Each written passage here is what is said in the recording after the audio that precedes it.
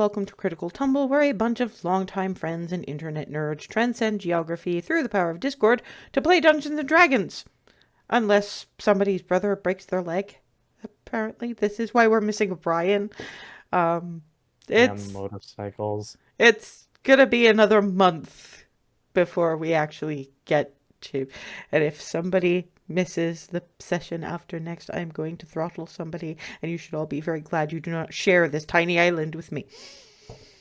I know it's not anybody's fault, but I'm very, very frustrated right now. At the world in general, it's just, it would be really, really nice if, like, my hobby could stop annoying the piss out of me. Anyway, previously, the Cupcake Coterie has been resurrecting people who were killed to be effigies of the party and, like, left in the Sullivan's bedroom. They resurrected the last one, who had a little bit of a thing to say about the king doesn't look quite right. Apparently, King Jaineran the Third hadn't quite put his face on properly. Well, he was recognizable enough as the king. He just hadn't bothered with niceties like human-looking eyes or human-looking teeth or any of the pretendy shit he'd been doing up until that point.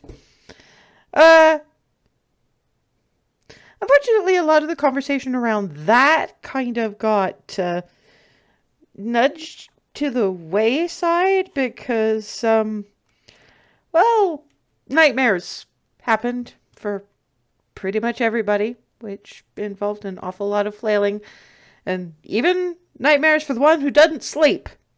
Although his was more of a seeing with a capital S. Which then involved Clarity having a few words with her patron, Milady of Mischief and Whimsy, who said that they have actually found the pocket that they're pretty sure Henry's in, but unfortunately it is incredibly heavily guarded. And, well, they talked her out of going into the main charge to try to get in there, because we do not want the Lady of Mischief and Whimsy getting icked, as she continuously put it. It made it rather harder to keep hope that they could actually get Henry out alive and unicked. I mean, in all fairness, he's been there a long time and didn't have some of Aaron's benefits in that sort of state. I mean, full elves are kind of used to the idea of very long spans of time. The main thing about sensory deprivation is you cannot tell if time is passing at all, let alone how much. So it can kind of really assist in the crazy making if you have mortality that isn't measured in, like, tortoise. So Clarity is currently being snoogled by Hazel with, for now, flesh and blood Sapphire with apparently permanent wings. And after that hour goes, the little wings just turn into little plushy wings, just rainbow striped. Yeah, just the little individual strips of feather. So they were prettier when they were on a living cat, but still adorable. They flap occasionally. Foop, foop, foop. How close are we to noon? Probably getting there, actually. Perfect. Because I had a thought. I just want to do this at one of the primary hours of Palor worship. I mean, we can be a little wibbly wobbly about this kind of thing because I was pretty sure that lunch had happened, but we can retcon that. I really don't care. I mean, because I wanted to wait until one of the till either I noon get or it. the next I get it. What? to try divine intervention, as I was going to say. Okay, now we were gonna do something a little bit different insofar as divine intervention went. This is more of this is closer akin to a hand of fate thing. One of the things that, particularly in this setting, that, let's face it, I've already established that with you guys, the gods get involved a lot more than, I mean, let's face it, the Divine Gate has effectively a doggy door. Look, if ancient evil abomination gods are poking around at y'all, they're kind of, yeah, okay, anybody got a set of lockpicks? So, that's when we see how we go. I want to essentially Okay. ask Paylor to provide the Queen of Mischief and Whimsy with any help possible with her current objective of trying to get Clarity's brother out of there. Okay. Basically, the mechanic I am working on at the moment is because I don't trust Roll20 with rolls of percentile dice, because it's weird enough as it is. I'm not giving them that high capacity numbers. So what I did instead was I rolled 2d20s, and the closer the two numbers are, the closer you are to your actual stated goal. Which means unless you get a 1 and a 20, something will happen. It's just how much is entirely dependent on the situation and how big a gap there is between those two numbers. I rolled a 1 and a 12.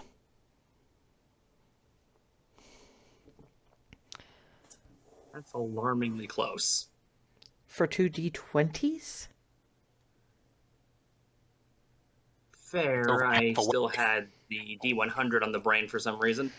No. The impression Hazel gets is effectively, I will do what I can, but if it would be bad for the Archfey Lady to be tainted, how much worse would it be for me or mine?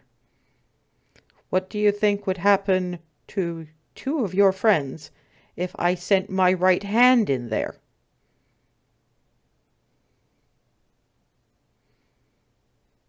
That's just receiving him as that's just Yeah. just an expression of understanding.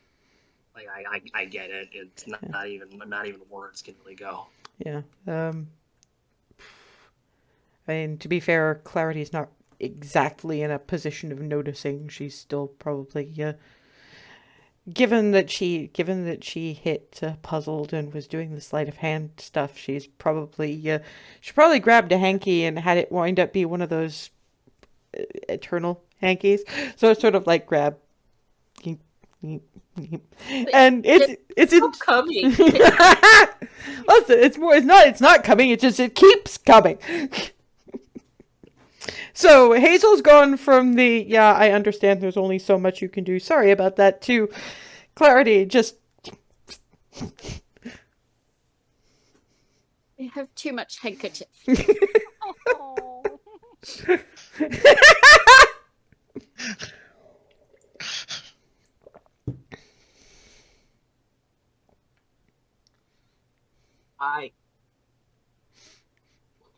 I was not ready for that.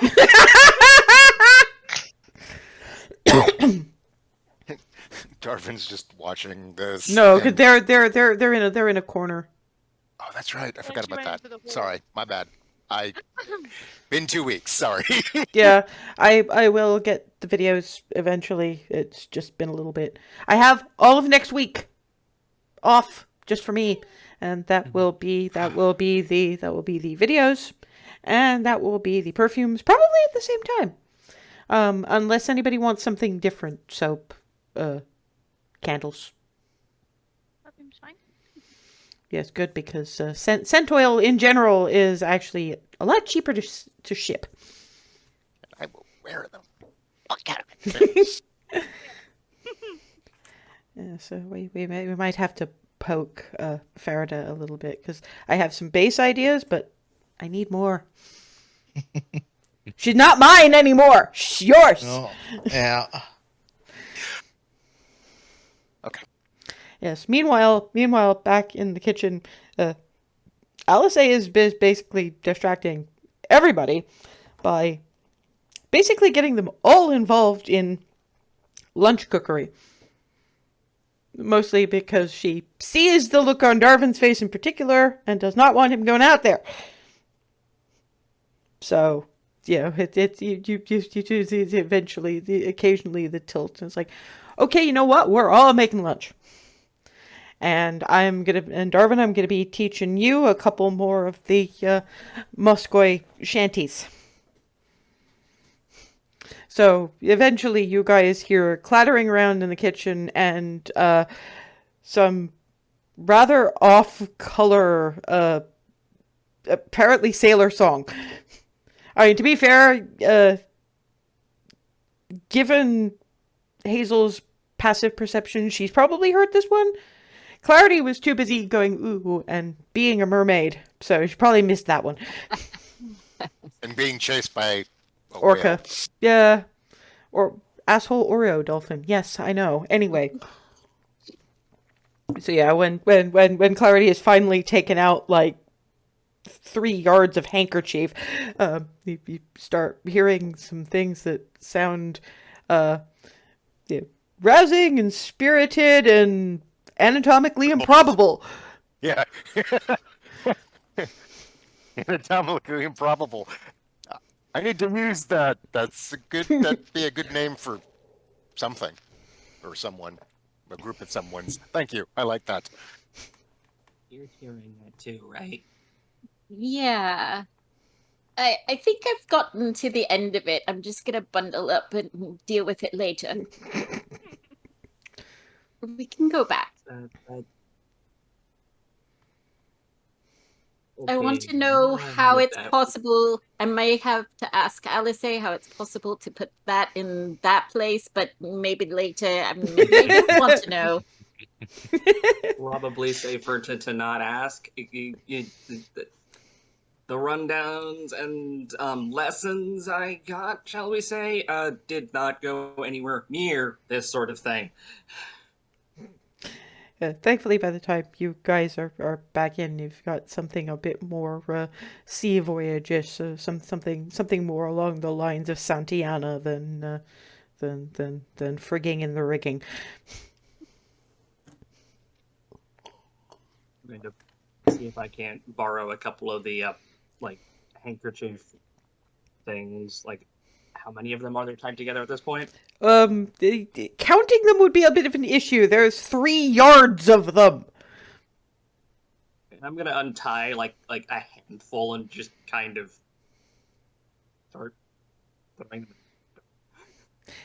You're going to give me a dex check now, at disadvantage, because you're throwing fluttery things. Good.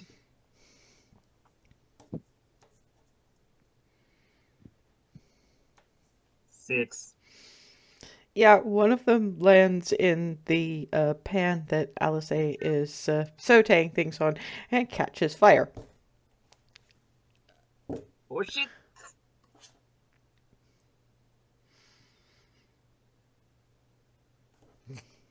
Irvin's like, and that happens, and he's just.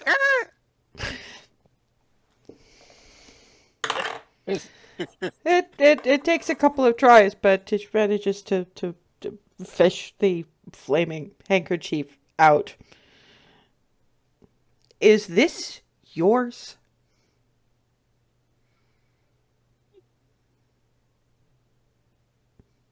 It's still burning, by the way, on the end of her spoon. Can I prestidigitate to snuff out the small flame? Yes, you can. Going to just do that. So brief bit of glowing. Walks up to Hazel. Finger hooked into the collar of her shirt. Pull. It's not too hot, but it's that's gonna stick in. That ash is gonna get into places. Thank you. Goes back to trying to salvage. Just look extremely uncomfortable. You're getting the bit with the fiber burns on it.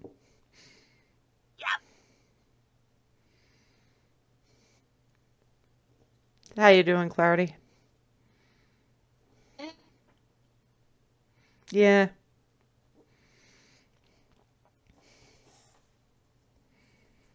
But Sapphire kind of flies now. Yeah, I don't think you'd have been out for a full hour, actually. Let me roll the hand of fate. Yeah, you've still got about 10 minutes of Sapphire with wings, who is... When you hold up Sapphire with wings, flap, flap, flap, and starts heading for the frying pan, at which point Alice is just scoop. Please keep a hold on this one. Scritch, scritch, scritch. You'll go over there. Got all the things on fire. Yeah, I'm not really into cooking miniature Sphinx kittens. I don't think those would go very well in what the Egreffians apparently call an enchilada. Basically, I do this. I wrap them in Hazel's flatbreads. I stick them in that baking dish over there. I cover them with cheese. How are you on cheese, Clarity? Good, because I'm going to cover it with cheese and I'm going to put it in the oven. Sounds good. I like that. Good. I ask sometimes. I mean, I've surprised people with the spicy, but there's a difference between spicy and people who don't deal very well with dairy. One is kind of funny and can be dealt with by like milk products. The other one is not much fun to travel around, if nothing else. You know, if I want to be really pragmatic about it, which I don't, but Yeah. and start scooping bits and pieces. So, Darvin, how well did you pick up? Let's stick with the second one. I'm not sure that that we have the right audience for the first one now. And he'll pause first. Give me a Pause for performance a moment check. to get back into the rhythm, because he kind of stopped mid and was just looking like, what, really? So, Yeah, right, where was I? And I'll do the performance check now. 30 little shoulders. Ooh, 17. You remember the words, certainly, but you know that your timing is a little bit off, and your issue now is you were trying to harmonize. So now you're kind of off key in a way that only works when somebody's in the major key. Yeah, so it goes for a few moments, and wait, that's not right. Oh. Yeah. By this point, everything is in the oven. It's actually sort of marked. The one that has the bits of meat that Hazel That got chucked. fibered.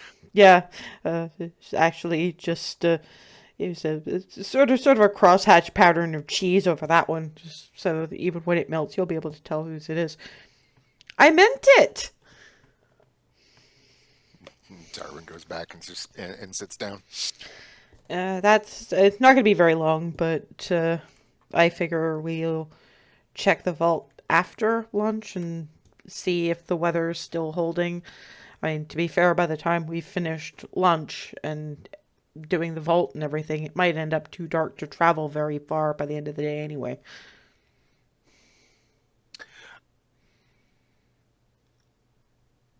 What? Something that I'd wanted to bring up before. I've just been thinking about, the traveling and what we're going to have to deal with. Frosty the footnote. Uh, and and I've been given some thought because I seem to have a tendency to say the wrong thing and piss off very powerful things. So I finally think I came up with a way to use that to my advantage. And so Why do Darwin- why do I feel the no bubbling up in my throat already? hear me out, give me a minute. And scoots back in his chair just a little bit and then reaches up and goes Everyone like have a stopwatch. and stands up, Sorry, out of character. You don't even know what a watch is. Shut up. stands up, walks over to Remy and goes, hit me. Wait, hold on. Before you do, look behind me. Make sure there's nothing behind me. Okay. Just straight on. Just go for it. Alice actually looks a little affronted now. If you insist. Why don't I get to hit him? Okay. I think he doesn't want to get hit too hard. I mean, So it's either it's actually, if this does what I think it's going to do, flip What do you for think it. It's going to do. I've done this before, Rylan. I think anyway. Flip for it, Ree. Okay. Heads is odds, tails is evens. Call it heads or tails. Heads. That's a 15. So heads. Damn. one of Remy you. gets up, throws the punch right in the middle of his chest. Make me an attack roll. Unarmed, I think, is your athletics. Sure, let's go with Darwin's that. just standing there. Yeah, it's like a strength plus proficiency. Well, the base roll was a 21. No, that's not that's not the base roll. The Oh. base roll is 21 minus 7. Oh, well. So either the way. base roll was 14. It's still pretty good. And that went through his chest. Somebody learned some new tricks. Ooh, that's do that. cool. Wait, where are you actually? I'm still kind of scrunched up, but I've sidled over to closer to clarity. I'm still sitting in the chair. Here, I'm not sure if a cantrip's going to do it. But here, hang on. It's like a multi-part thing, so let me just kill part of it. I'm not sure if a cantrip's going to do it, so he does the and cling, and it's just a little flash. And is a cantrip enough to kill invisibility? Because it breaks if you cast a spell or attack. In anything, if it casts, Any spell. That's what I thought. yeah, you need That's what you need greater invisibility to do anything but sneak. If you ever need the reminder, just imagine Caleb sneaking around for like half an hour and then only becoming visible as he started casting Flame Strike up what's his face's ass. And so you see, he's just sitting in the chair, just stone, like blank expression, just not moving. Breathing, but not moving. Ah, this one, right?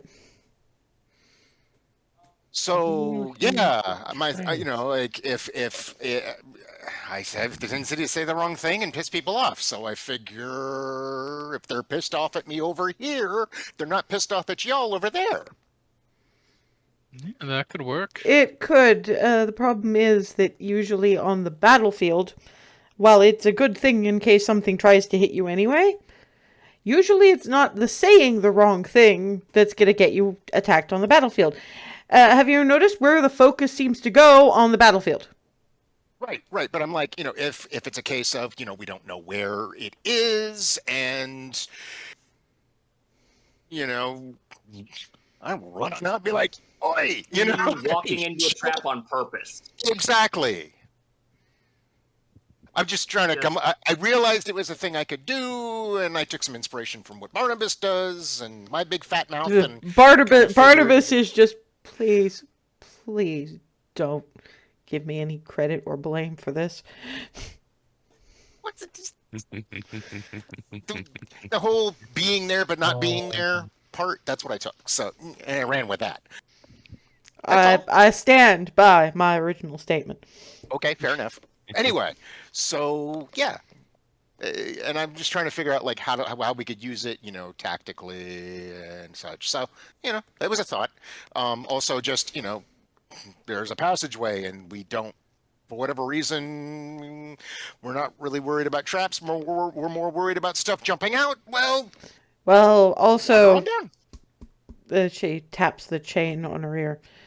If this isn't working, yeah, I do tend to be a bit more perceptive than you are. That's all, and I get a 360 look, and then I can switch to listen through this thing. And it means that if I remember right, if the mirror image of you is over there, you're not seeing or hearing anything over there. So we're having to babysit you over here in case something comes out from us over there. It's a good thing to know about. Right. And could be useful, you're right. Just we've got to think about the weaknesses of it too, not just why it's cool. Oh yeah. Oh, Yeah. I see. You brought this out so that Alice A, the nitpick, could actually pick out the things that might be problematic about it. This is my niche now, apparently.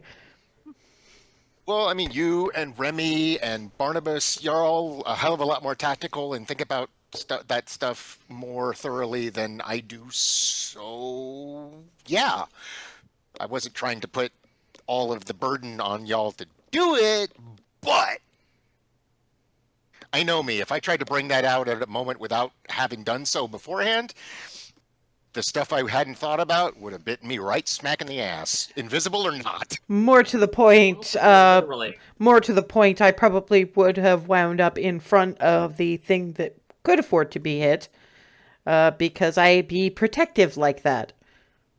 That too. Yeah, it's nice how you think about that last pat and then pulls on enchiladas out of the oven. I was teasing you, for fuck's sake. I do that. Out of character. That actually hurt. Let me not do that in the future. You know what? Fuck it. You're taking 1 bludgeoning damage just because you managed. If you manage to bruise yourself with it out of character.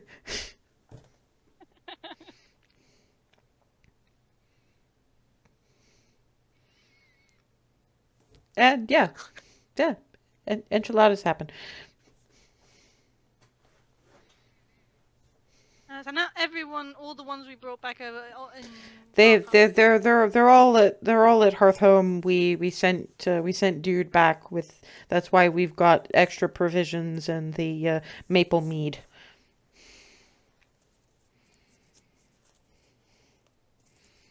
And yes, Farida actually gets some this time. I have heard stories about the various little disappointed ahs. Not that I blame you. I really don't blame you. It's good that you're getting to try these things in a safe environment at a safe body weight.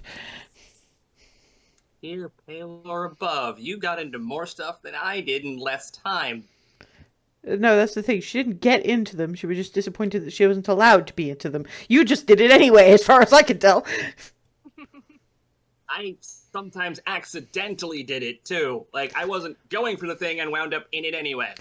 Yes, as I remember, that was. I told the story that Tully and Miranda told when we were talking yesterday about you and the blackcurrant wine that you thought was cordial, and you guzzled the bottle. And there were like 5 of each, Mom and Mama, and that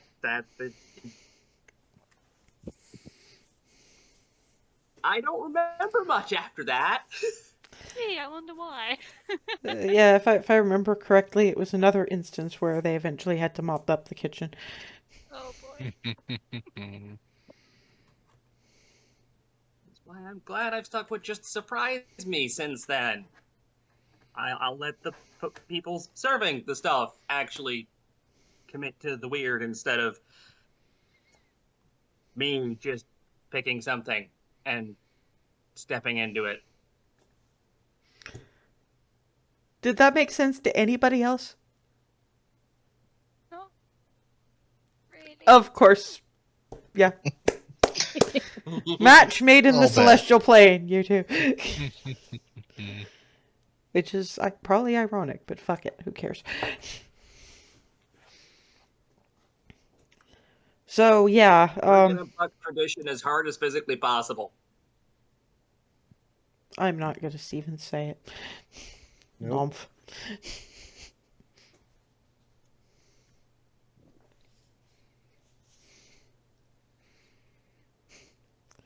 So, yeah, after this vault, and probably gonna have to use the door one more time, because if we do find things that we want Sarah to have in there, we're probably not going to want to just leave it here if there have been people coming through. Yep. I mean, I don't know that they'd come back, but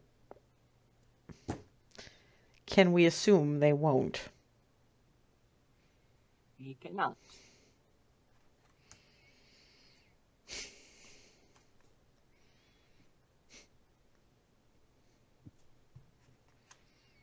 Can I just say it's weird being, like, in an actual house in winter? This is the first time I've actually been, like, really in a house in winter.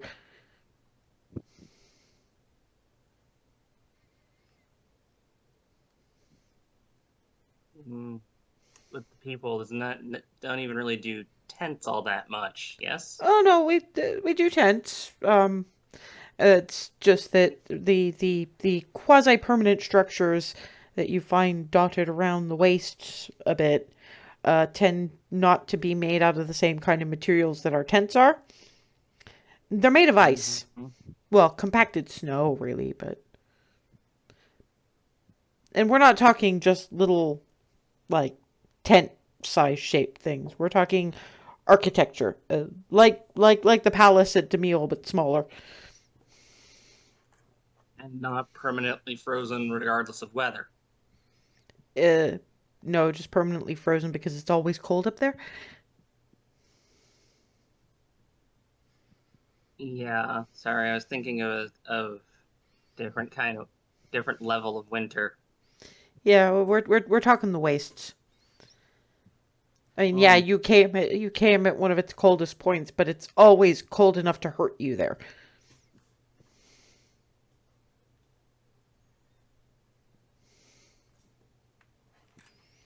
It's a little. Is there any how is there enough water to make any more ice or snow for that matter?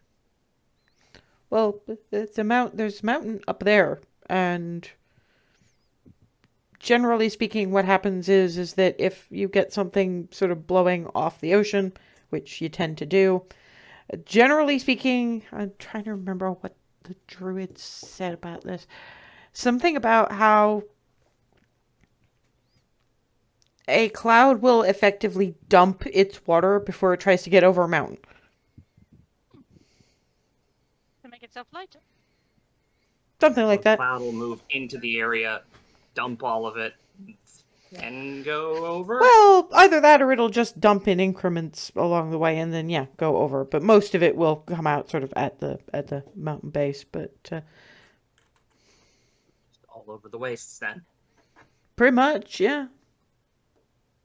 That's weird. So all of your water basically comes from everywhere else.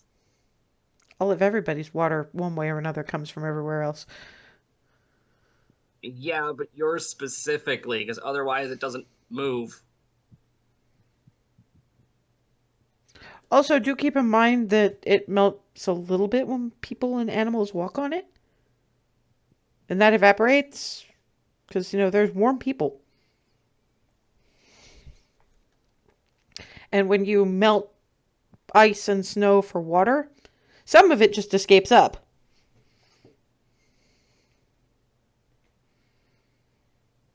I don't know if that'd be enough to cause, snowfall again, would it?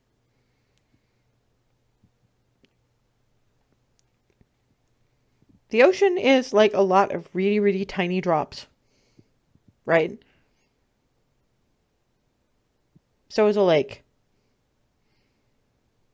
Well, this is just rattling around in Hazel's head because I get it, but doesn't get it, but does get it, but it makes sense, but I don't actually get it. Get it? Just trust me when I say that there must be enough water for there to still be being ice and snow up there, because obviously it is. Yeah. That is just how it is. There are reasons, but they seem to hurt your brain. Uh-huh.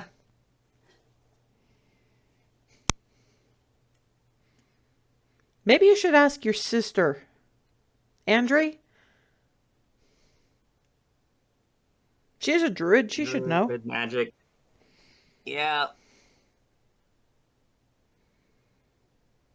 I will probably ask eventually. And the next time you see her, I don't think Or Belrace if is I ever on. figure out, or if like Paylor ever it grants me or help or lets me figure out the thing you do with the You would Mind-sucking. use that level of magic for how does it rain? No, not unless I absolutely had to, and we were stuck somewhere for literal years.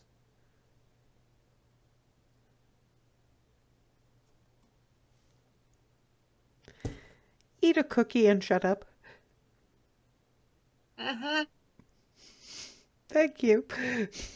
Yeah, Paylor is basically that still small voice inside her heart is, I am not giving you access to that spell if you're going to use it to ask your sister about weather patterns. Even like Paylor probably can already detect the fact that Hazel's brain is just cooking in her head right now. Yeah, and that's kind of why butting in, just like, no, stop it, no. Anyone even looking on like the maybe slightly higher than material plane level can just see the smoke. Yeah, cookie, shut. Either that, or I'm going to choose one of your Pop-Tarts and I'm going to stick it in your face, and I'm not going to pay attention to what flavor it is, or even how the toaster works. The cookie thing is already starting. Like as she's threatening, is just already Good, good. Yeah,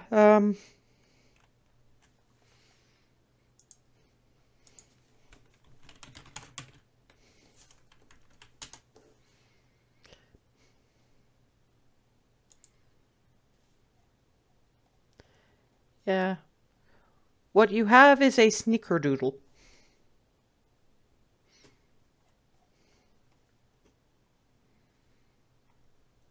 Well, you have a package of snickerdoodles. They looked interesting, so you just grabbed a thing of cookies, stuffed one into your face, and are just like, hmm? What and pick one fresh? up, sidle over to Clarity, and just kind of hold it up in front of her face.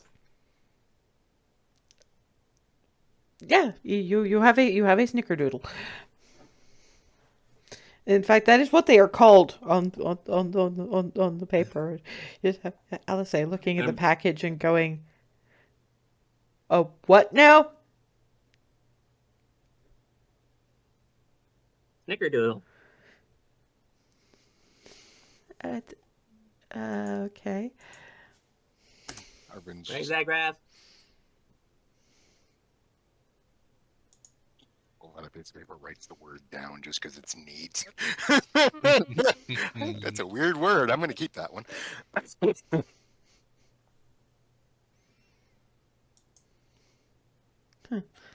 That is interesting.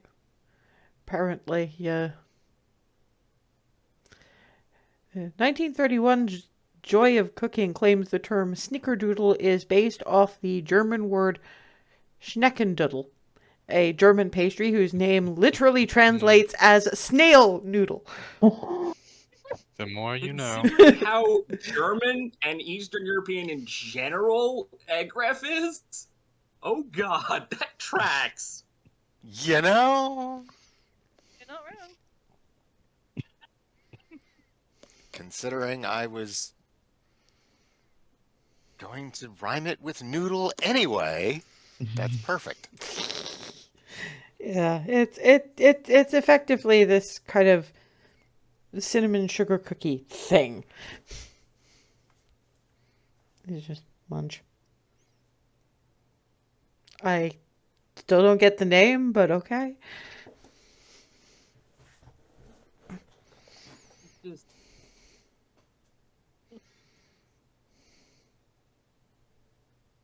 yeah, more reasons to either to next time in Egref just get enough things from there to just construct a kitchen where all of this is makeable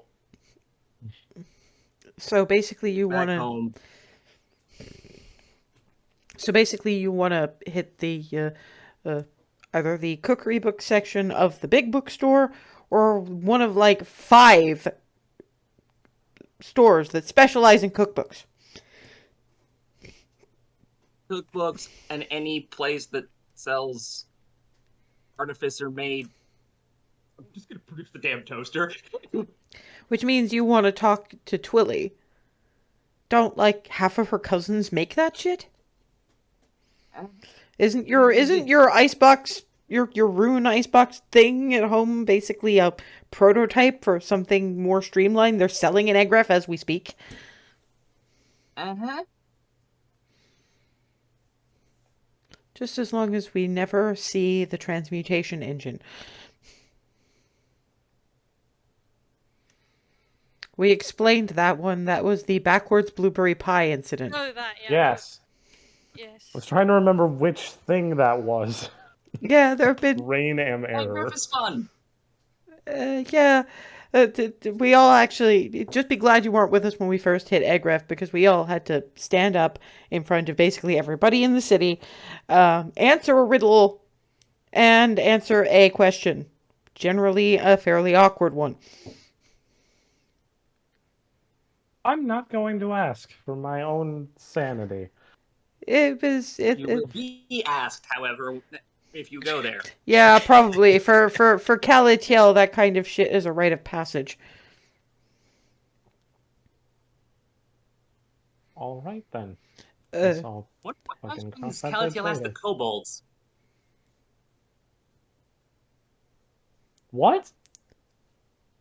what is the flying speed of an unladen swallow? I don't know. Remember the kobolds that I think we told you about the kobolds. Yes, you told me about the kobolds. But Clarity showed you her wonderful drawings of the kobolds. The best drawings. But we basically liberated them from the blue handbag bitch and sent them to Egref to work for Calatiel. And probably worship Calatiel, because kobolds do that. It's either worship Calatiel or their treasure or all of the above. Probably all of the above. Fuck it, I don't know. But I'm sure Calatiel will think of something to ask them.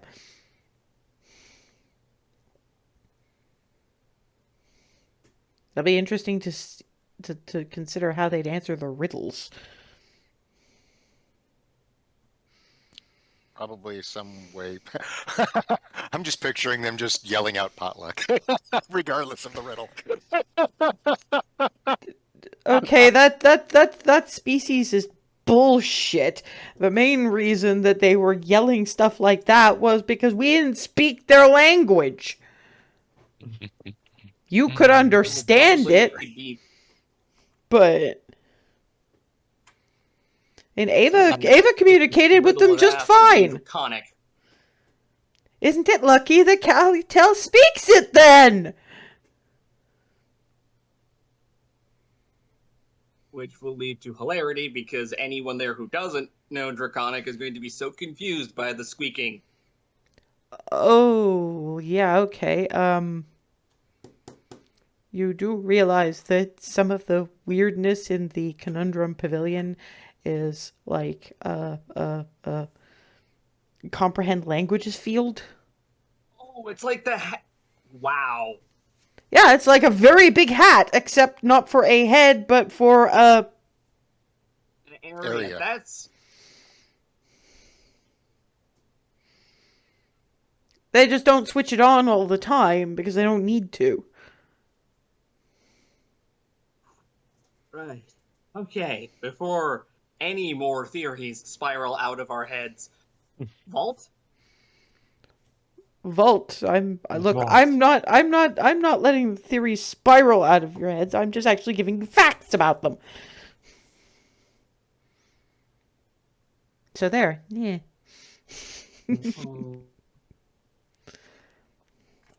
Right. Just shoulder bump. Okay. Clarity, you wanna come look at some locks? Oh, Okay. And up the stairs, one goes to the vault. And yeah, from a perception point of view, it doesn't take a whole lot to realize that that lock is impressive. It does not appear at a glance to be trapped. can I take a closer look at it and make You can make Probably you can make an investigation check and have a poke around. 24. No, all of the traps actually seem to have been from the assholes who briefly moved in. And while there are scrapes where somebody tried to open this thing, probably fairly clumsy someone's. As far as you can tell, they neither trapped the lock because they didn't get far enough into it to do so, nor did they damage it particularly. There's more scrapes inside. You can actually feel little nicks that if they'd got any deeper probably would have made the lock unworkable, but you can do it. It's just they nearly made this lock inoperable before they pulled back. All right, let's see. Thieves' tools?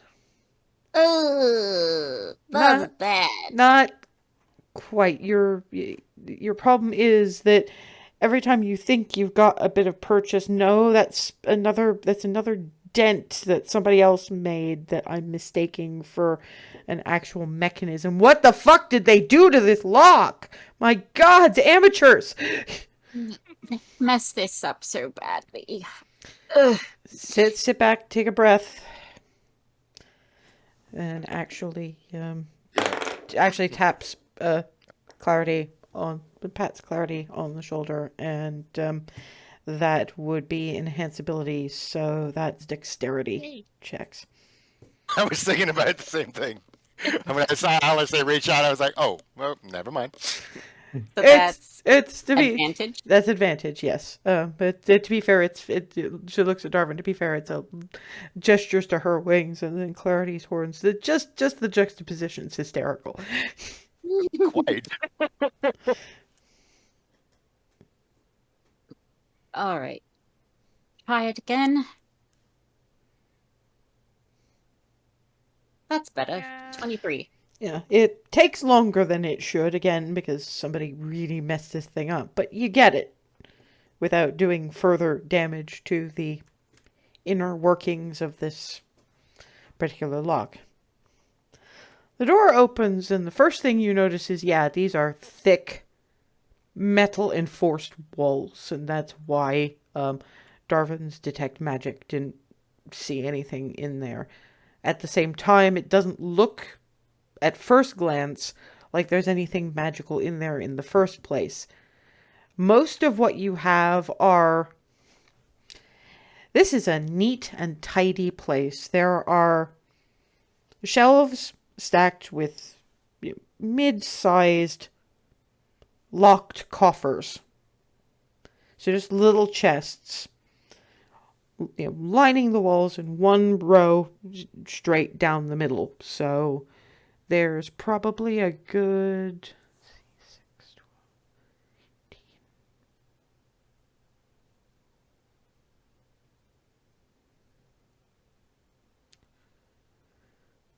Probably a good 60 coffers just in there. They might not all contain funds or what have you, but they're all there, they're all tidy, and they're all locked.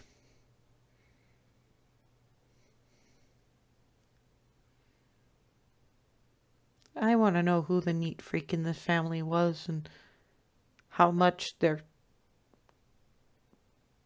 pissed off in wherever afterlife they went to about the rest of the house.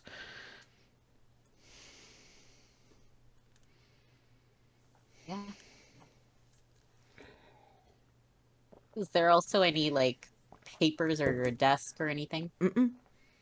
This is just where they locked the stuff. Everything else was probably either in the study and thus was taken, or in the library. Okay.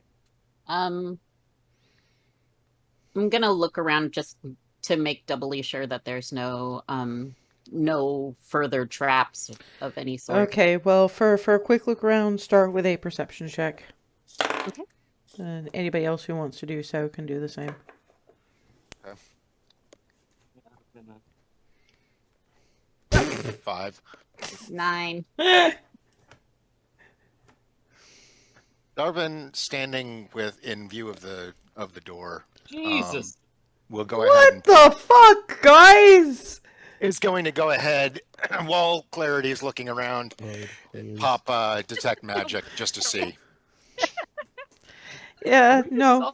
We need double What the digits. hell? Double digits. Now I need to do this too. No one above 10. Unreal. Welcome to the curse of twos, everybody. Worse than me. Okay. I feel vindicated. Love you, Remy. So basically, Alice at a fairly pitiful 11 is the only person who actually got above a 10. Looks like it. I've only got a +1 and I got better than most of you guys. I've got a 3. I rolled a 2 base. Rolled Yeah. a 3. I rolled a 3. God. I'm in the same boat, Darwin. Yeah, that natural wise, I outrolled all of you with a 9. Hopefully we got all that out of our system. God, I hope. I don't trust this thing. Anyway, point being that Darvin sees absolutely nothing of magic. Alice is basically going, well, I don't see any traps. I see dust. So somebody hasn't been here in a little while. And I'm pretty sure these things are color-coded. What the color code means, I have no idea. Actually, There's no magic that I can see, FYI. let's see what And that's about all I let's see see. what Barnabas might have to say about any of this.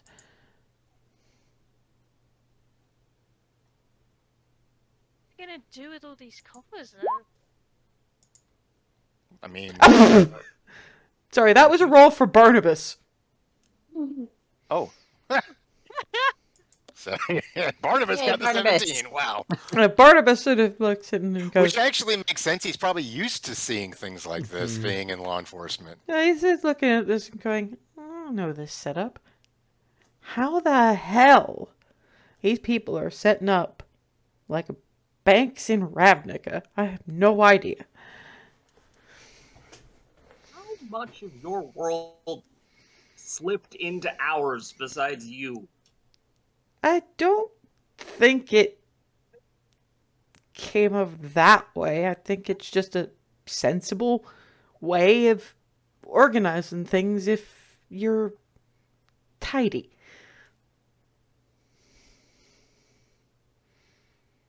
Fun.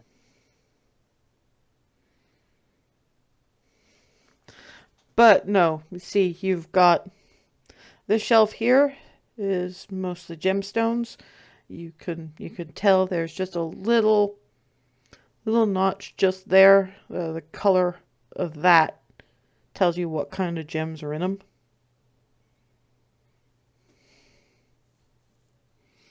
And I think, yeah, I think the wood lets you know the approximate range of how much is in each of them, money-wise, I mean. And on that side over there, you got your coins. They didn't separate those by denominations so much. Just if I'm right, there'll be bags, like 2 or 3 bags in each of them, each with a certain denomination. Looking at that, we're looking at that bit over there. We're looking at those ones probably are platinum, because that'll be 100 platinum in that shelf over there total, and similar in those shelves there, and there, through gold and silver and such. How? I mean, all of this.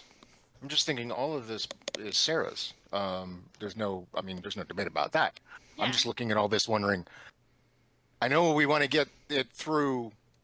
Yeah, How do we get all this through in 6 seconds?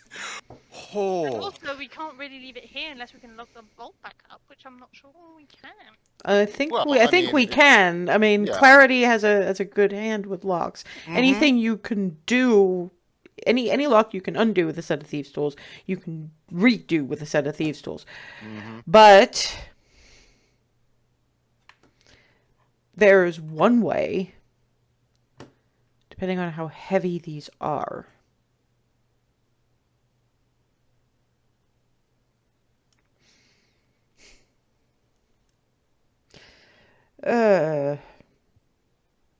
And she holds up her bag of holding. Mine's got the least in it. I was thinking either that or No, I think. Could we do a teleportation circle? Is that an option? No. Where would we? Yeah, Because that there's not was- one in the house. Not yet, anyway. Apparently, Twilly is trying to set one up as we speak. But you have to You're right. make a teleportation circle in a very specific place for a year, every day for a year. Right. Yeah, I couldn't remember. I didn't think there was one already. My bad. Okay. Well, if Wasn't there sure. if there was, we'd have more of a way to get there than Hazel's Key. Right. Hang on. I mean, by the You time, actually but go between that way. You go there. You go back. Most of you go back there. I use key on a nearby door and can bring you all back. no, they don't have a teleportation circle. Yeah, that's what I mean. If we had one, Yeah, sorry, Oh, that part got lost. Hang on. Steps and mutter something. Ah. Well, by the time we get this all downstairs and get it sorted out, it's probably going to be too late to start traveling for the day anyway. But we can open the door one more time today. What I've asked Twilly is if she knew that miniaturization thing, like Polly and her magic furniture.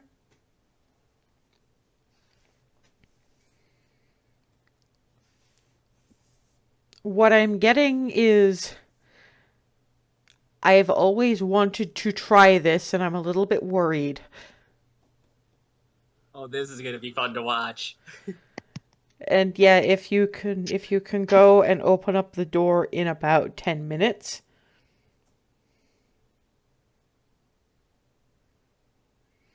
No, no.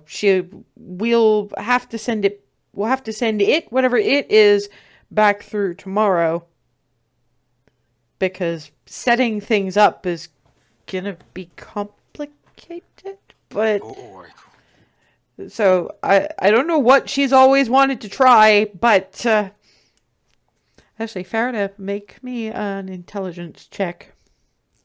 You would be the only one who could actually do this because you have read more of Twilly's notes than you probably should have done.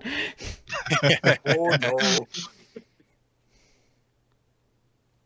17. You did see some notes before, before a certain amount of, okay, I think that's a little bit too advanced. If it's what you're thinking of, she had some interesting ideas as a young mercenary company leader about warrior grenade involving mist form and a glass bottle. Oh. Yeah, I mean, you just see Farida with that grin. Okay, I'm a little concerned now. What? This is just hypothetical based off what I've read from notes, but Oh God, you were in Twilly. Of course you would know. Sorry. Yes. Oh boy. Sorry, Farida, continue. no, like ideas for stuffing like a warrior in a glass bottle using like a mist form spell. You see, Glad you said mist form. The worst part Not is too much of a I've heard some people talk about the theoretic potential for this, and it might actually work. Anybody who could make the goldfish bowl could probably make that work. So if I'm understanding where your hypothetical is going here, she wants to basically give us a glass jar and a mist spell thing. We turn all this into mist and stick it in the bottle somehow? I believe so. I bet the bottle's probably enchanted to suck it in. That might be what she needs the time for.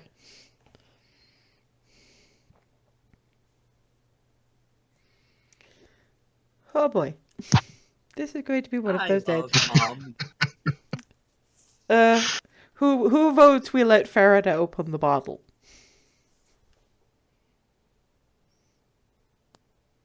You don't even get the whole question out. Yeah. Boom.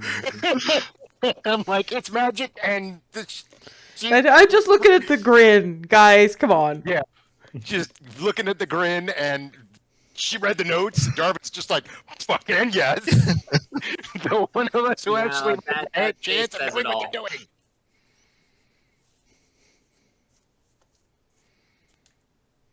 And just given the length of said face, that's a lot of a grin. grin for the ages. It's like I always say about Fursa. That's the facial journeys are great because there's just so much more face. Besides, it's the cutest, most dangerous grin on the prime material plane because it's adorable and engaging. But then there's the teeth. It's great.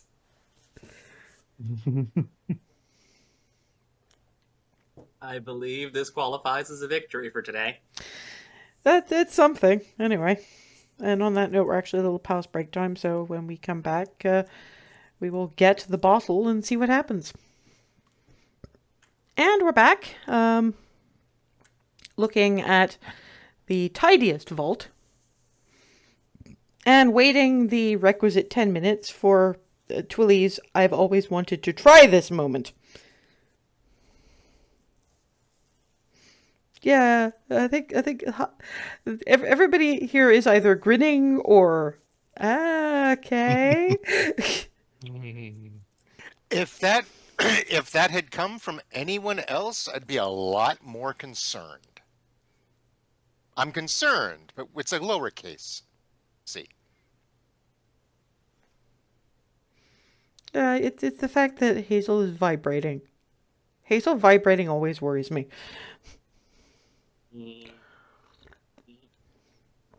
I know it's only because proud of her mom, but still.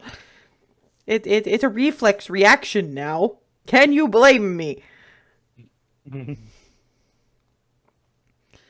And yeah, the 10 minutes go by and there's Hazel at the door, vibrating. Take it away.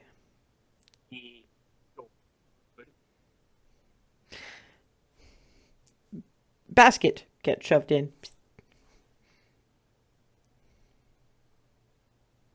Covered. Little gingham kind of cover thing, so it looks like a picnic basket. And door shuts. I'm going to look in. What you have are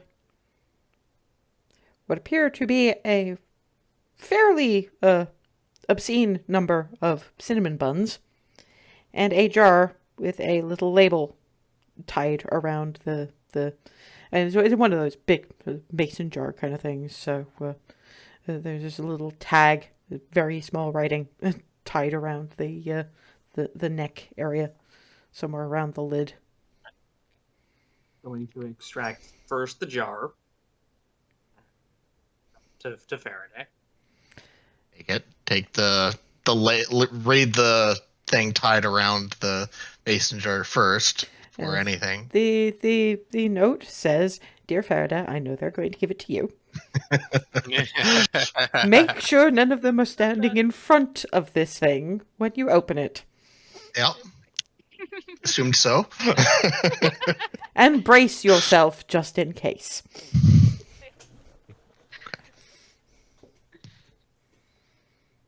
So, yeah, there's Hazel left with a basket that looks like it contains more cinnamon buns than a basket that size should.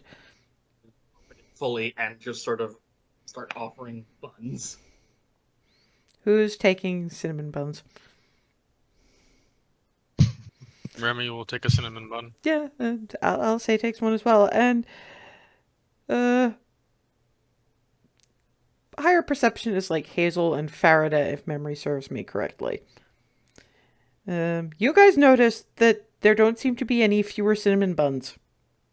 Even though, like, Barnabas took 3.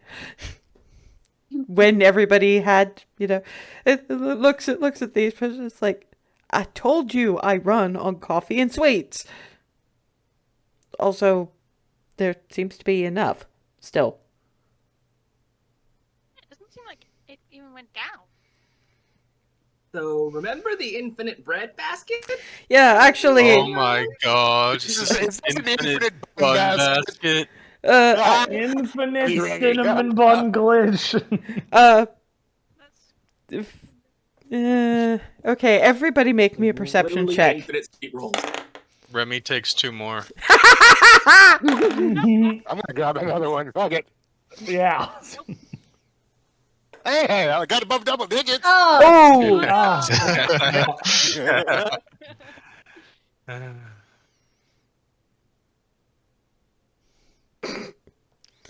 Yeah, Hazel is too busy hoisting up the basket, being like, "Behold the infinite cinnamon buns." Thus it is Faraday who's at about eye level for the basket as it's being hoisted up, which is new and kind of neat. But it's the one who sees there is another tiny note pinned to the little gingham cover that Hazel has sort of thrown back so that everybody could have them. The note, as you're peering at it, you now have a dragonborn very much in your personal space, basically reads, "Cover it when done. Once per dawn, it will change to a random baked good." Well, you guys don't know. You just see Okay. Faraday doing the nope. Okay. Another note. No, another note. Cover it when done. Every day, different random baked good. Oh my god. That's amazing. Your mums are I the love best. them so much. Your mums are the best, Hazel. They are. part of Finds dinner plates. part of us is just like, I guess if I'm gonna be adopted, they get me, you know. And you'll be for sure to have them everyone! with Barnabas around. So if I It ends up being donuts. if I figure it right, it means we can basically take as many as we want throughout the day, as long as we cover it before the following dawn. If we want a new random baked good, Thanks, man. I really want to sit Corey and Twilly together in a room and just have them share recipes. Yeah. Oh, that's They'd love that. potentially dangerous, but it's a good idea. Hey, but it would Dangerous very and much delicious with a letter. it would very much keep your mother occupied. It would. And dangerous and delicious, same Dangerous and syllable. delicious. No, Is that what you dangerous. say? Danger. Well, no, I suppose you're right, but the stress is wrong. A little, yeah. They don't quite jibe, but then again, Dangerous, delicious. You couldn't put those as a rhyming thing just because the stresses are in the wrong spot.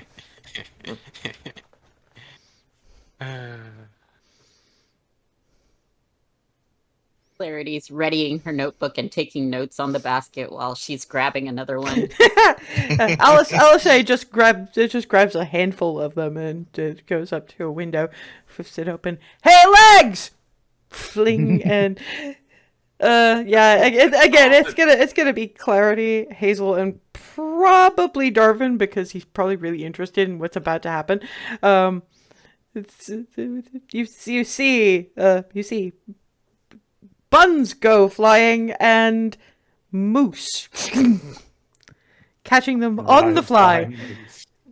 Three cinnamon buns. Yeah, three cinnamon buns just nyoomph. Disappear from the air.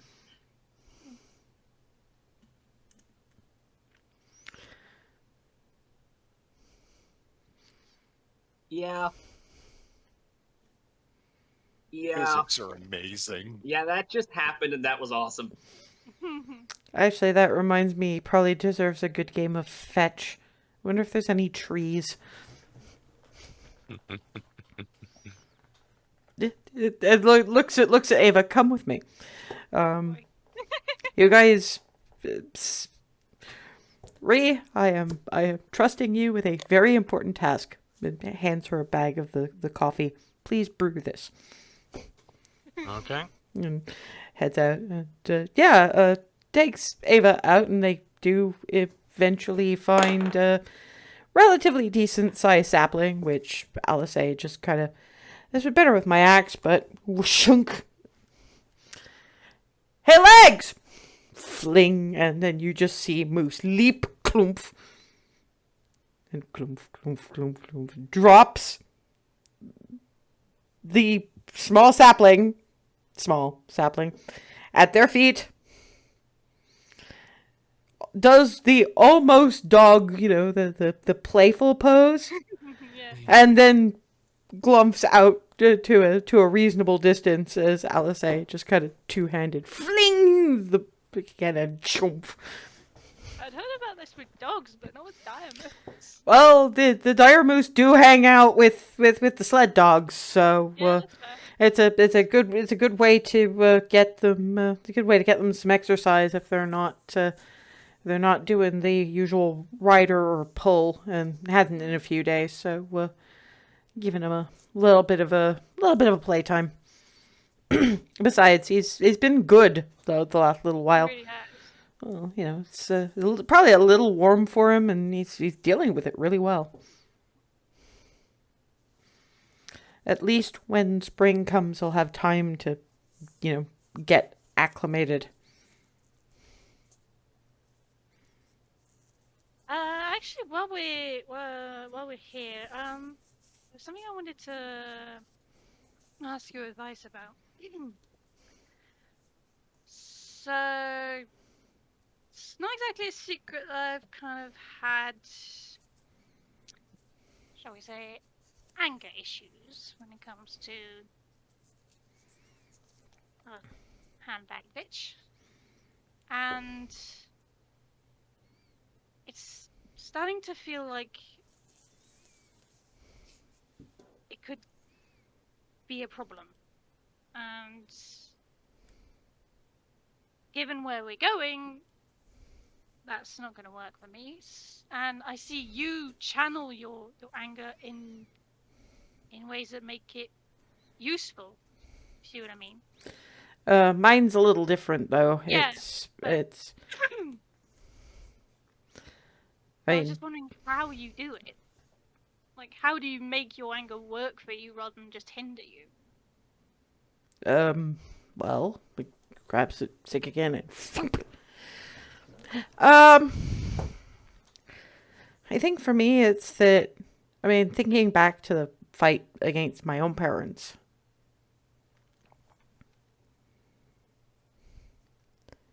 Because I think that's probably the thing that fits best for the situation that we've got here. They did some pretty egregious shit, not just to me, but to just about everybody else. That anger is theirs. It's not mine. When I faced them, I was just giving that anger back to them. If you see what I mean. I think so. Basically, it's like he grabs up he basically grabs up a handful of snow and holds out both hands. Okay, this is me and my full of anger. Yeah. There's the parents. Claps her hands together and snowball just and holds up both empty hands.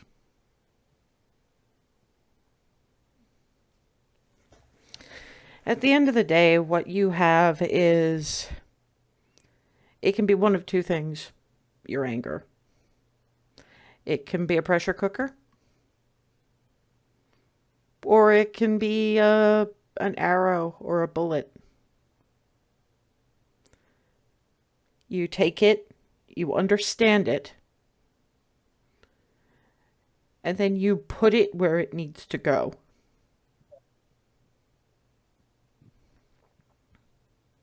Yeah, I like that way of looking. Well, it's worked thus far. And again, for me, it's entirely different because it's a little bit of both. Mine is sort of in all of me, but you notice I don't rage as often. And part of it is I'm finding a whole new way of doing things.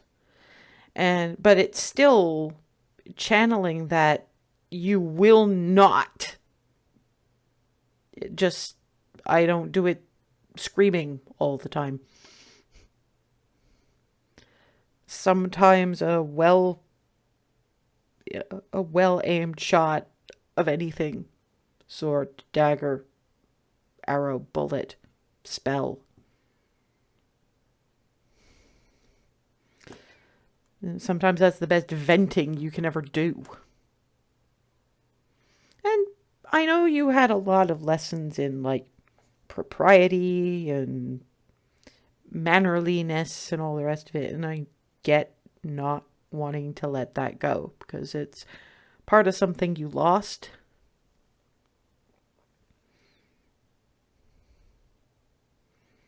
I think another way of dealing with it when you face her,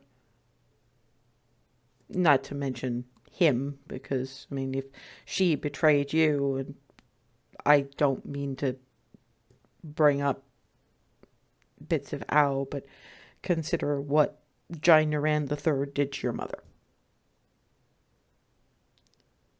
If you need to let that out, take the shaking of your hands and the tension of your body that might make it betray you.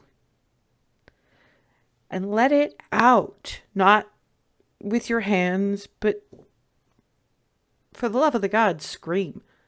Let your parents hear that you are avenging them. Scream so loud they can hear it in the damn celestial plane. Do it in their names and let them hear that you are. That vents the worst of it without it coming to make you not the best weapon you could be.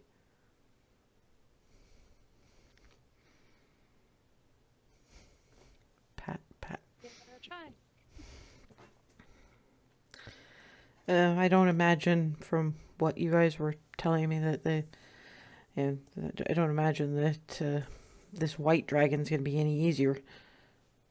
I mean, Gray's Inn.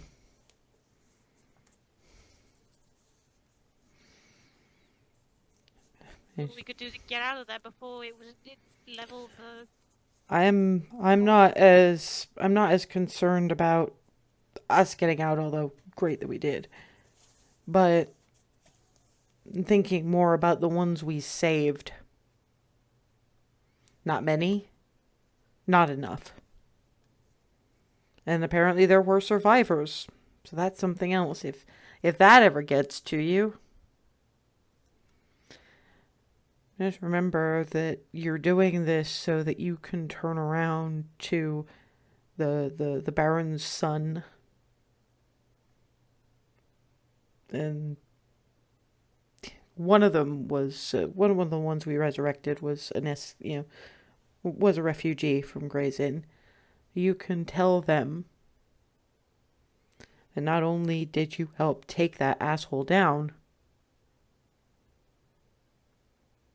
but again, if you need to scream, do it so that those who lost their lives to that jackass can hear you as you avenge them.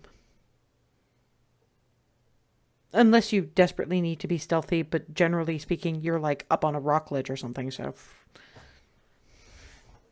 And I can get you up to the rock ledge as well, so.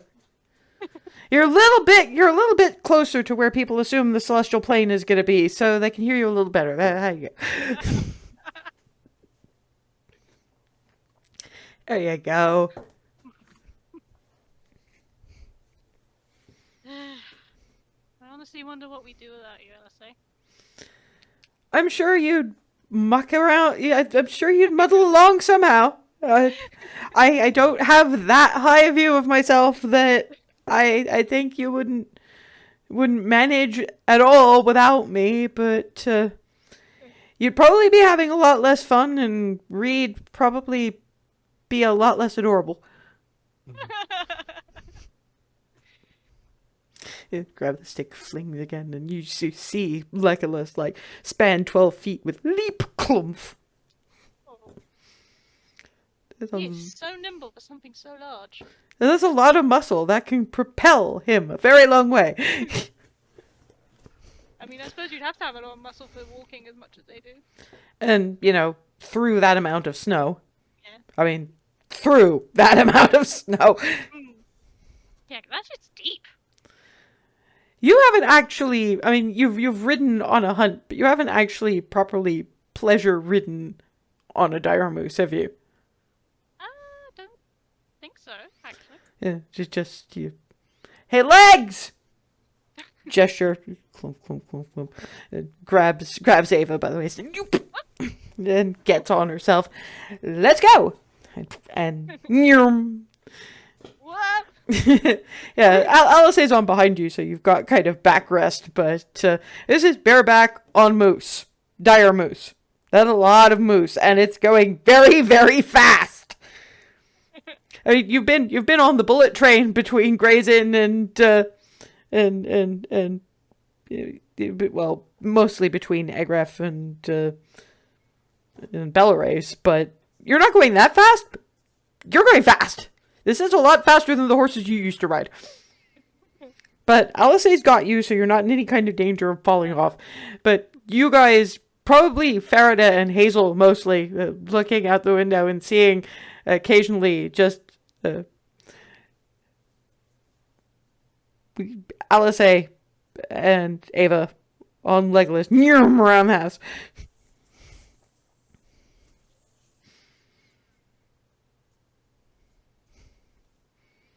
And, if anybody wants to know what those two are staring out the windows about. Yeah. Surprise me. And Darvin looks out. It takes a minute for anything to happen, and he's just about to go. I have no idea what she was looking at, but you're just about to turn away when glump, glump, glump, you hear the glump, glump, glump, and they.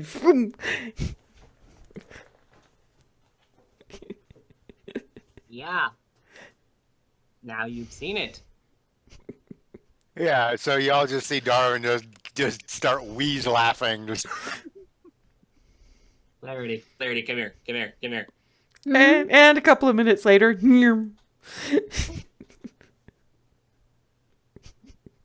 That looks fun. Witness. Moose. and a minute or so later,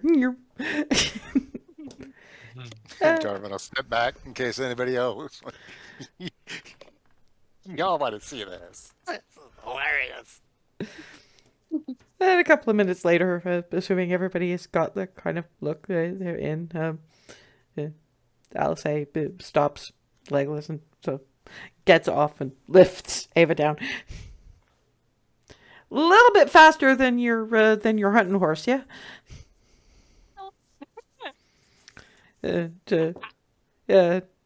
Legolas just sort of leans, tilts head on the side, and then sort of doesn't actually bite, but gives this sort of nyum nyum nyum of the bun in the back of her head. Just nyum nyum.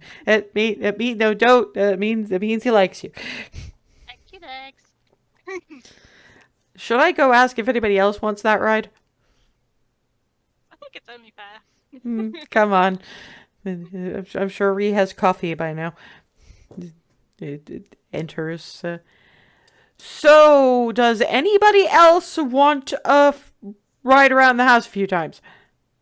Clarity's there before she finishes the sentence. Yeah. By the time you got to I don't even have to finish that. Okay.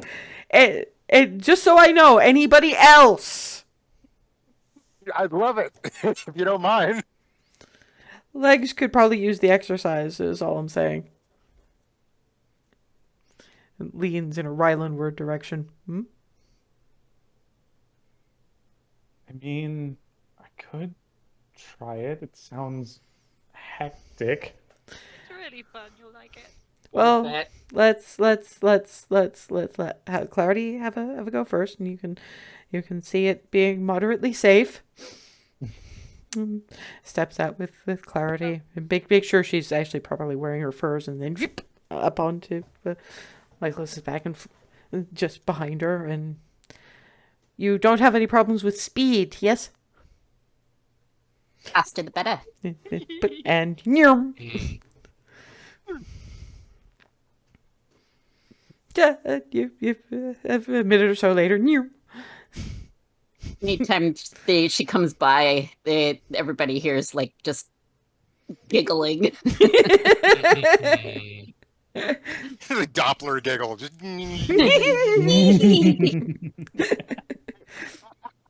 okay, that's amazing because I can hear that in my head. I love it. And a few minutes after that, it stops at the porch, and Alice gets down, lifts Clarity off, and Legolas does the nyum nyum nyum of Clarity's braid, just nyum nyum nyum nyum. It kind of tickles at the back of the neck. Yes, you're so good. Thank you. And he just opens the door, ushers Clarity, and anybody else. Darwin stands up, but then looks over at Rylan. I mean, you are more enthusiastic about this than I am. At which point Alice holds up a hand, grabs by the scarf, yoink. Make sure they're bundled up in the furs, and then loop onto the back of Legolas, and then on. You're now like 10, 15 feet off the ground. Well, closer to like 7 or 8 or something. Just It's enough that Alice with wings can lift anyway. So it says, "Yoop." And just behind Rylan, and don't worry, I got you. And you have never been moving this fast in your entire life.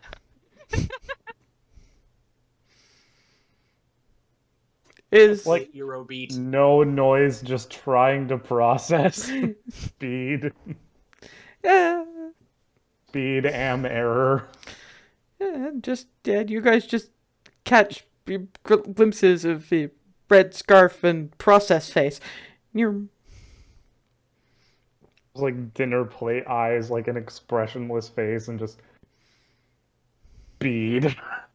There is only speed. Yeah, no. Alice has noted the body tension and has decided that Rylan requires a whole different experience. At which point she stands up on Legolas's back while still moving. So all of a sudden What you are don't you have doing? grabs him sort of around the chest under the armpits and flies. From moving Oh. Moose back. And she makes sure to do this just by the kitchen windows. So you guys instead Watching a fucking like dismount well, except up. rocket ship dismounting. Is the window yet. is the window open or would it be closed? It'd be closed because it's cold out there. But you guys do sort of, you hear the glump glump, and you hear, wait, what are you doing? And then you see Alice standing up with Rylan under the armpits and just Gone. probably gone. probably by this point you Well, do look, have now- Rylan now sort of a going, projectile. ah! Not really Don't- it's just screaming so much as just like, okay, holy shit, now we're going up. Yeah.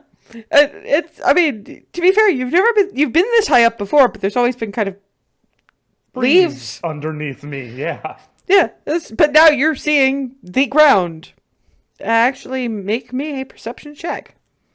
And pray it's better than some of the rest of them that you guys have been rolling tonight. I've so far rolled a 3 and a 4 on perception, so hopefully this is better. Nope, No. that was a 2. Fantastic. Well, what that means is that all you are seeing is just this glittering landscape of white.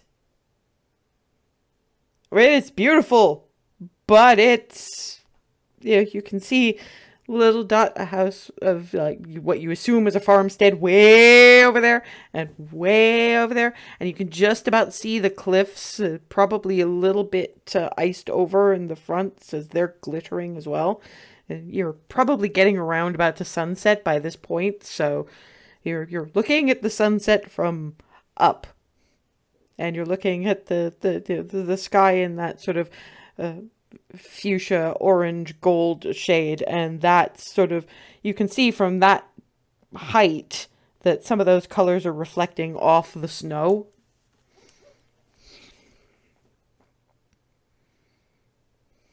I have gone from terrified to witnessing some sort of ecstatic beauty in the span of milliseconds. Yeah, sometimes rolling a low perception check is not bad per se. And after a little while of that, it brings down gently and lands on the porch. And Legs just sort of screeches to a halt. Because you guys saw Legolas do another couple of passes without a rider, and then just... You okay? You look less freaked out anyway. I don't think I've ever seen a sunset from that high before. You think that's impressive? You should see Egref by sunset. Or sunrise. Sunrise was pretty impressive too. Good to know. You want to? Since I'm apparently owed a visit. Yeah, I think you'll cope with it better than the last wood elf we had with us. Anyway, gone in. This is just like processing Yeah, error. but at least the processing error is more than Instead of than panic yes, instead of it's different Want key, insight same check, noise. Ryland's not hiding shit. I don't think you need to. Yeah, no, it looks like the good kind of processing. I take it up happened. Yes, it did.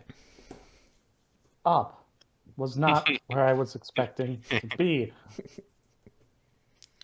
Oh, around and fast just got you kind of freezing up. So, clarity. So, Thunderstorm, internet. Great. Well, at least we're having another stalling session. Hey.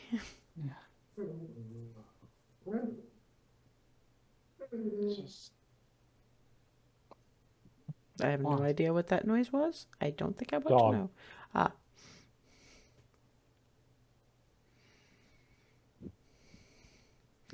So yeah, we're getting to kind of the sunset moment. So we might need to do your ride in the morning because we ought to at least keep an eye on what's going on with the jar.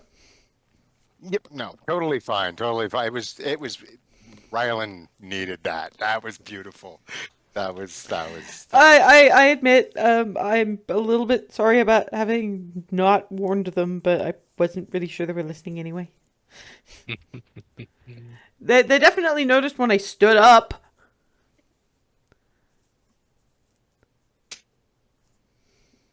Yeah,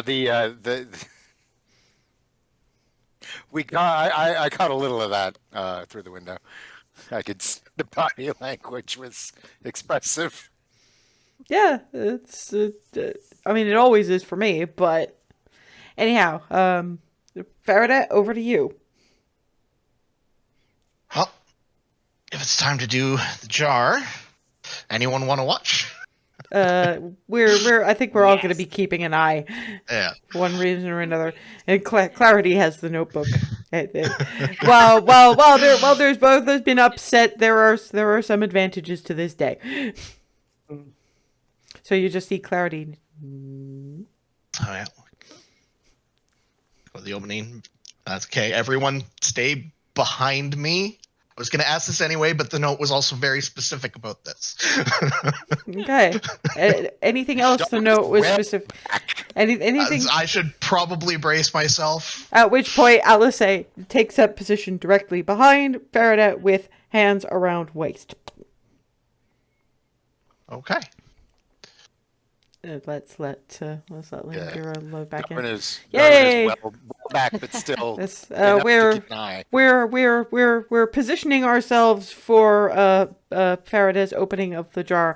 I have already had Clarity grab her notebook and just. We know that you will. Yes, and Alice is literally bracing Faraday. Okay. So point the jar towards thing and open up. Can you make me a strength saving throw with advantage because you have help? Please don't fuck this up. I mean, that's not really up to me. I wasn't necessarily talking to you. Just because I was speaking it on mic does not mean it was up to you. It was you I was necessarily talking to. I was talking to that motherfucker.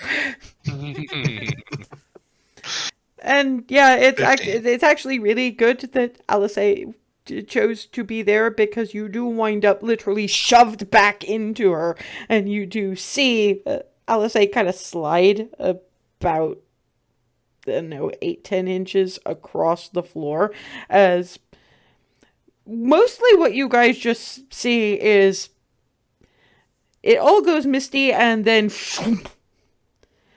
the jar becomes rather heavy. We're talking bowling ball. So To be fair, Farrad is probably having a slightly hard time carrying the damn thing.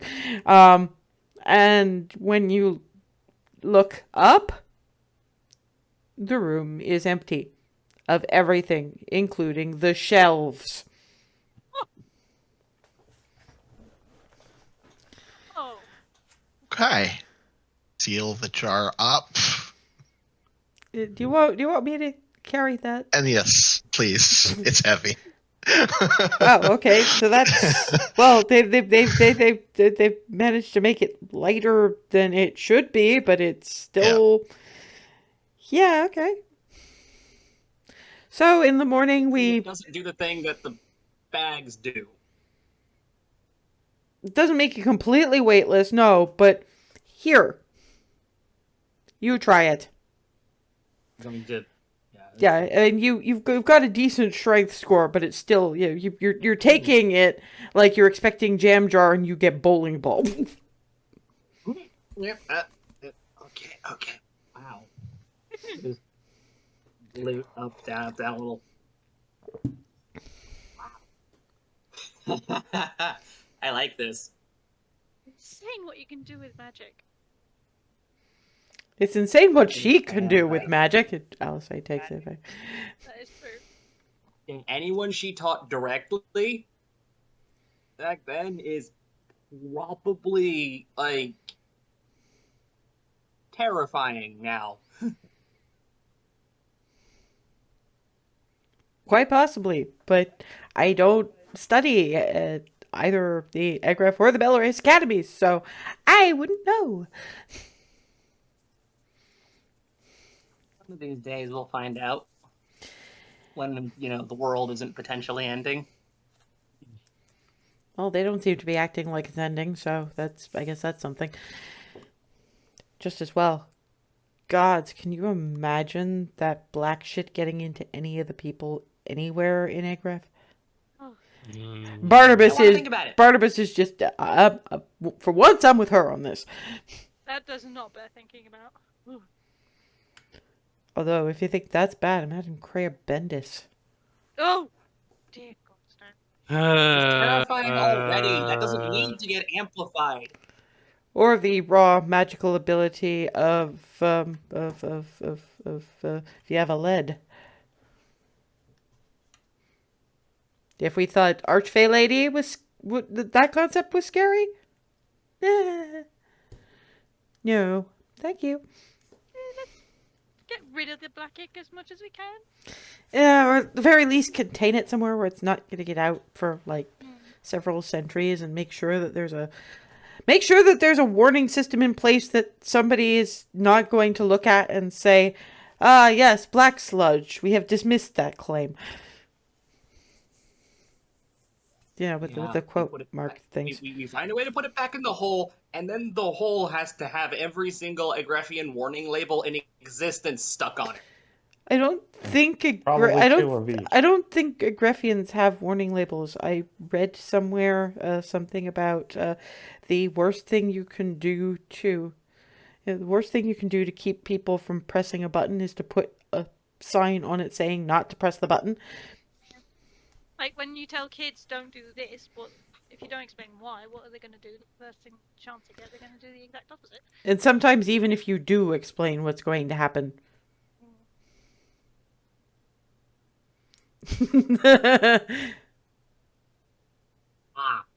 I see now. Oh, come on, like you haven't been guilty of it a few times in your life, Hazel. Oh, I'm extremely guilty of it, but he's being the obvious example. Well, that's the thing. You have no shame about it because that's On what kids purpose. do. I mean, I'm sure I've done it as well. It wasn't so much shame, so much as, yeah, that's me. I think that's every kid. Yeah. Yep. I can confirm this both from me doing it. And so And many from- siblings. Yep. Every single other kid in that house right now, I have seen do something like that. Don't don't poke this. Don't pick up and throw a beehive. Yeet. Stop messing with Jaloy's furniture. I feel like there's a pretty big gap between those two things.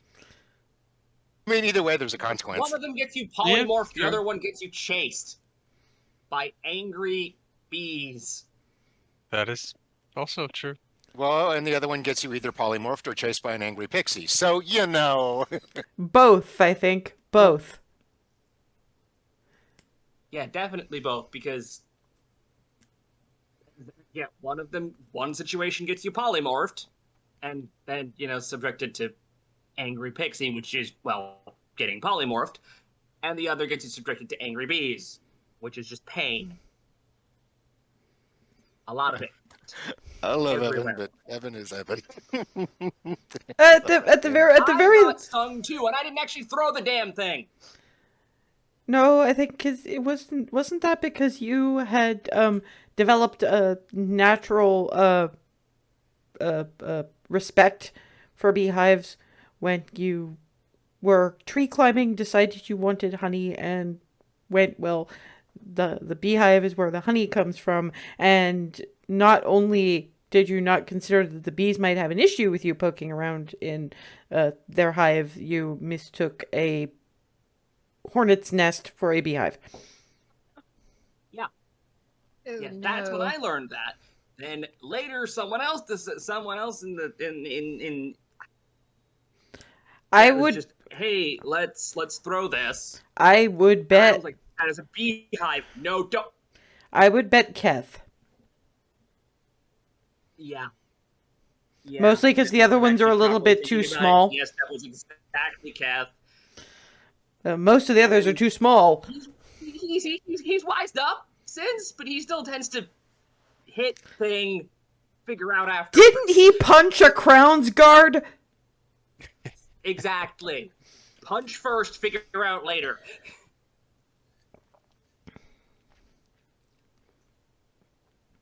And he just kind of boots.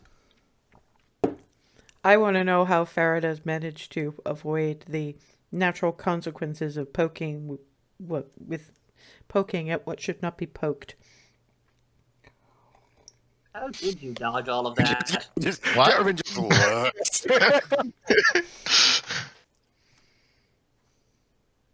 Is it just because you're so quiet that nobody really notices you?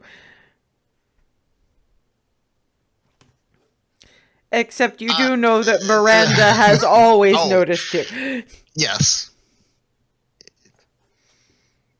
Just got to know where the lines are. Maybe poke a couple times, but Like they never told me to go away, so I'm just going to sit very quietly and listen to things that we really should not be letting you hear. exactly. How many times has Miranda not even stopped mid-sentence, but changed course mid-sentence to, and you should be in bed by now, young lady?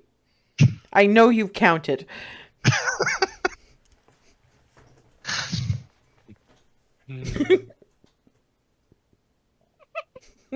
carry the one.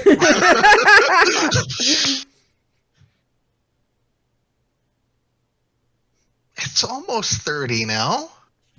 Only 30. Well, come on. She's been living there for what? A few weeks? That is true.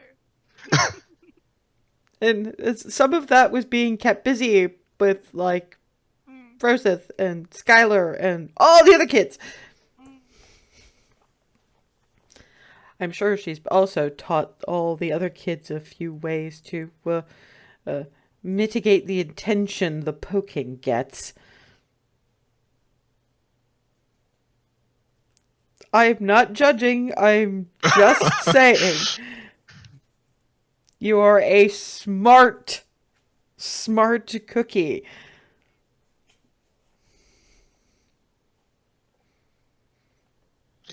Hey, that a prank war breaks out.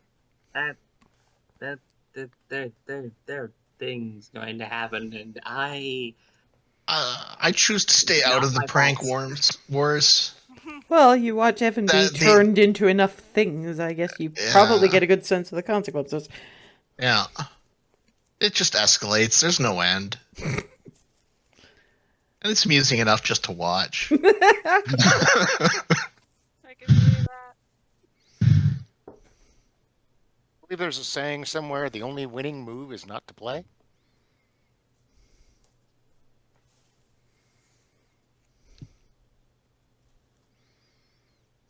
So, good, smart. I never had siblings. I just had, yeah. Well, I mean, I suppose I had quasi-siblings, but that was closer to adulthood, so. I didn't really have siblings so much as everybody in the tavern. At which point, Dorfin gets a look, a quick flick of the nose, and then the Will Smith hands at Ava. Close enough! You kind of grew up together.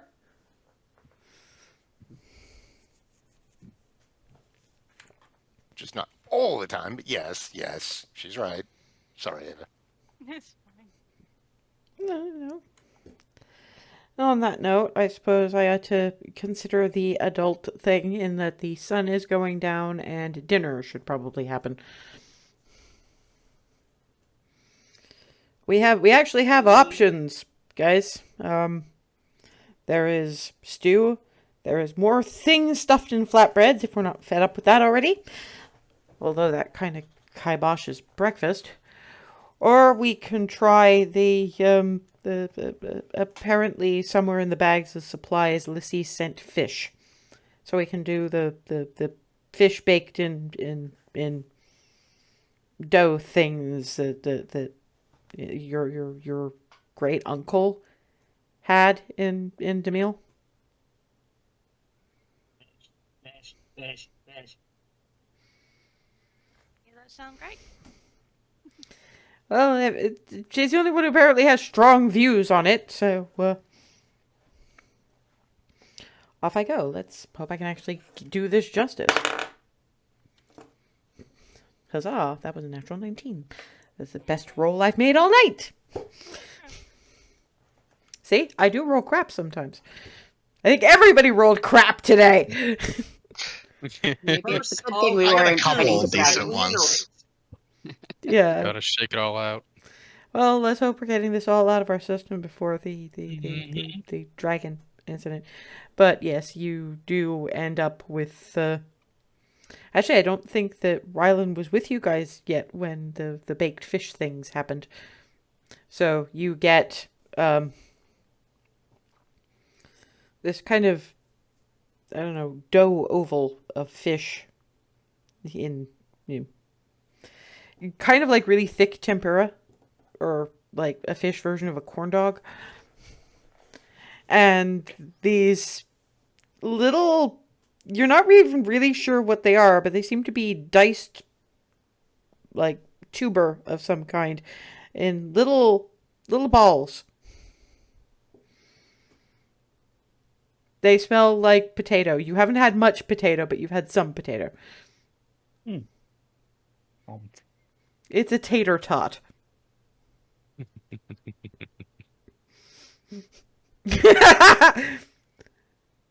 I don't know if that's if that's joy and wonderment or what the fuck did I just put in my mouth. Yes, simultaneously both of those things. It's deep fried diced potato balls. Eat the thing. They You ate did the thing, already. but they're just trying to parse it. Everything. I mean, this is like the better end of showing Aaron the world. At the very least, Rylan is like open to experiencing it. Yes, because Ryland has seemingly embraced the concept of surprise me. No, that is far from the truth, and I'm pretty sure you know that. You are going to if we're going to Agraf at all. And we are definitely going to Egref at some point. I believe it's more surprise me with explanation. I You actually are think allowed to surprise me as long as you explain the surprise either beforehand or immediately after. I think it's a bit more resignation. Rylan knows surprises are going to happen anyway, but they just want the security of knowing that an explanation will be forthcoming. Yeah. But yes, that is that will is definitely be happening. yes, that is baked fish in dough. It's very nice. I actually did the recipe justice, and potatoes diced into little bitty bits, packed into little balls, and deep fried in oil. Impressive. Apparently, they are a specialty of the Hearth side of Hazel's family. Somehow, this doesn't surprise me. I knew I'd heard the name Hearth before, and it turns out I did in DeMille. One of Hazel's adoptive relatives runs a food stall up there. I'm assuming we'll have to go back to the to the Silver Vault at some point as well, so we'll make a point of introducing you. Good to know. I bet you didn't have the syrup snowballs either. You didn't really get the snow where I'm from? No, I meant when you were in DeMille. No. When we were... No, It's not that for did anything. not We just went happen. directly to. It went directly I was to. chasing you guys down. I wasn't paying attention to local cuisine. Well, you have to eat anyway. You might as well pay attention to local. We'll teach you. It's okay. As long as we don't end up losing you in an Egrif clothier somewhere in the interestingly patterned flowered shirts. The silent image, white-haired wood elf. This hair sort of on the shaggy end. And wearing effectively a Hawaiian print shirt. That looks like a druidic massacre made manifest. He said he wanted to wear plants. This is what he picked. Well, I can provide at least some minor good news. I do not want to wear plants if it means that. How are you about clothes that glow?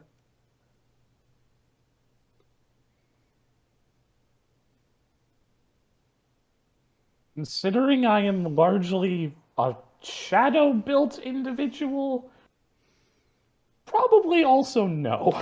I didn't mean for combat. I meant for like night clubbing. What's that? Yeah, hold on.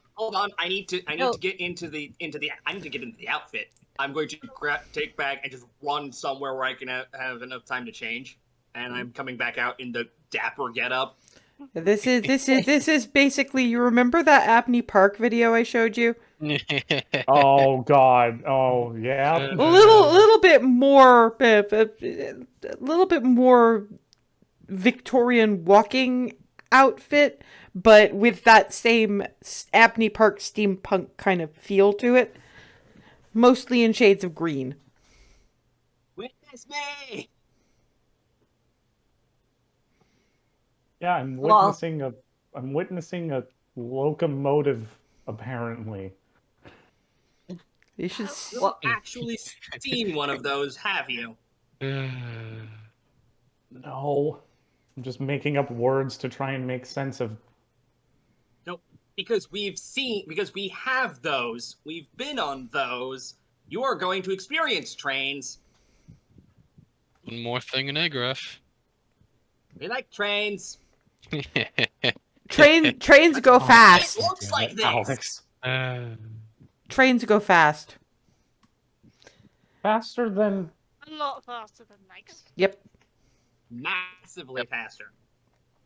And to be fair, And there is for something to longer. be there is something to be said about the glowing being contrast to the shadows and making.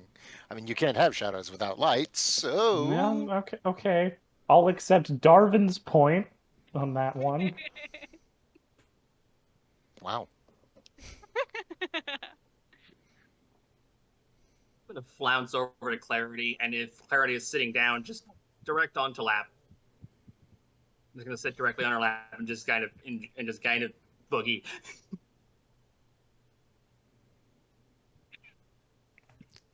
He's gonna vibrate.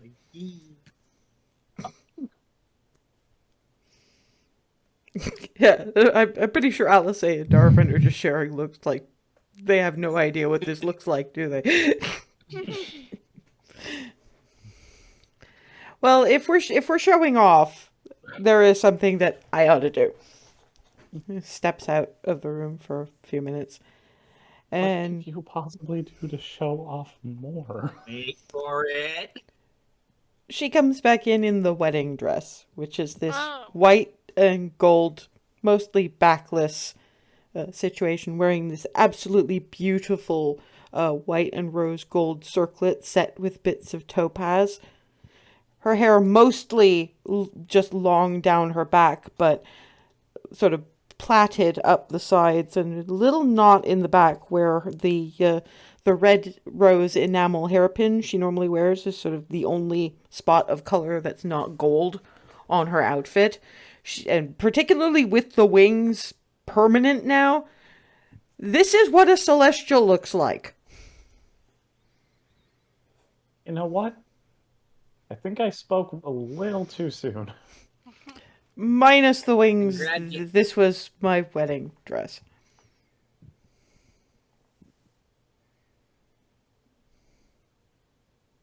The wings make infinitely more sense actually now. I didn't actually look anything near this celestial before. Well, before I met them, definitely, and before the resurrection, and yeah, apparently I kind of grew into it. Personally, not physically. Way more sparkly than you were when we started this. Anybody makes the radiant pun again, and I will have to do the face smush. Not gonna ask. Who did make that first? As far as Me, or was that Darwin? actually, it was Ray. I'd Is forgotten that your that you wedding? sometimes I'm turn not into a surprised. complete and absolute troll. She doesn't let it get out. She has a reputation. But we are fortunate enough to be able to see the Rebbe Crestwind in her natural, slightly trollish habitat. Trollish and adorable. Thank you. Always at just the right height to retaliate should someone try something.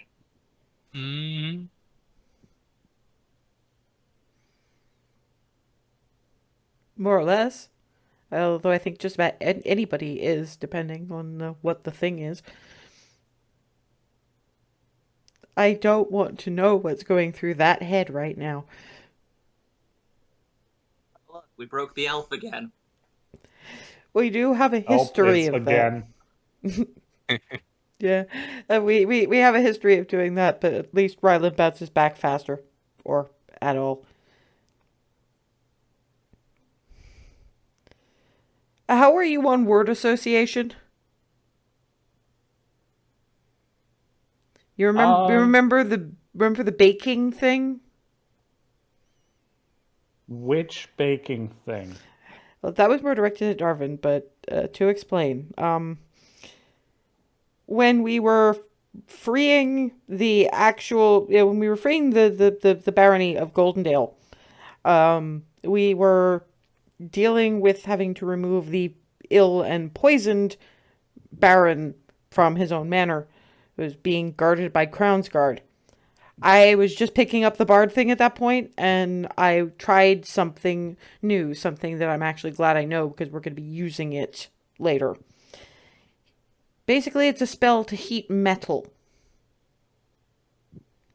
I cast it on this one guy's armor. He kind of died. Given how long it takes to remove armor, he didn't get all of it off before he kind of Well, the thing scorched. was That sounds like the moving new hurt. form. The thing is that in his case, what it looked like was that because of how the armor was, I don't think it was very good armor. He didn't even have the mobility to get any of it off before. It was bad armor, and he was probably a door guard or something. I don't know. Anyway, point is that despite it, Aaron didn't deal with it well. But despite the fact that we had bacon for breakfast for several days after that, the smell of bacon did not get to him.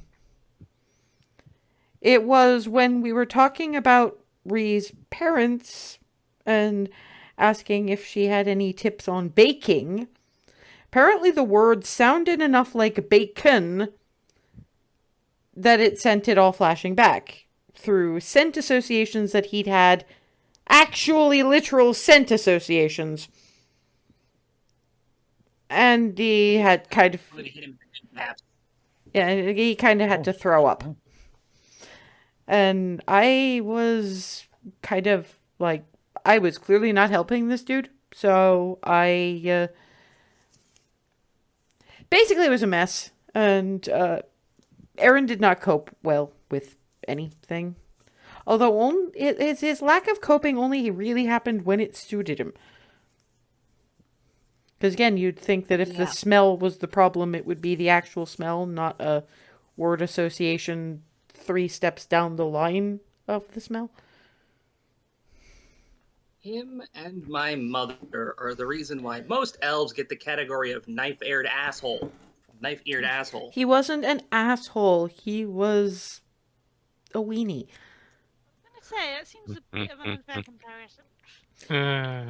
He was weenie also applies. He was kind of broken, and he didn't really make the effort to fix. No matter how many people yelled at him, because I understand Darvin yelled at him a lot.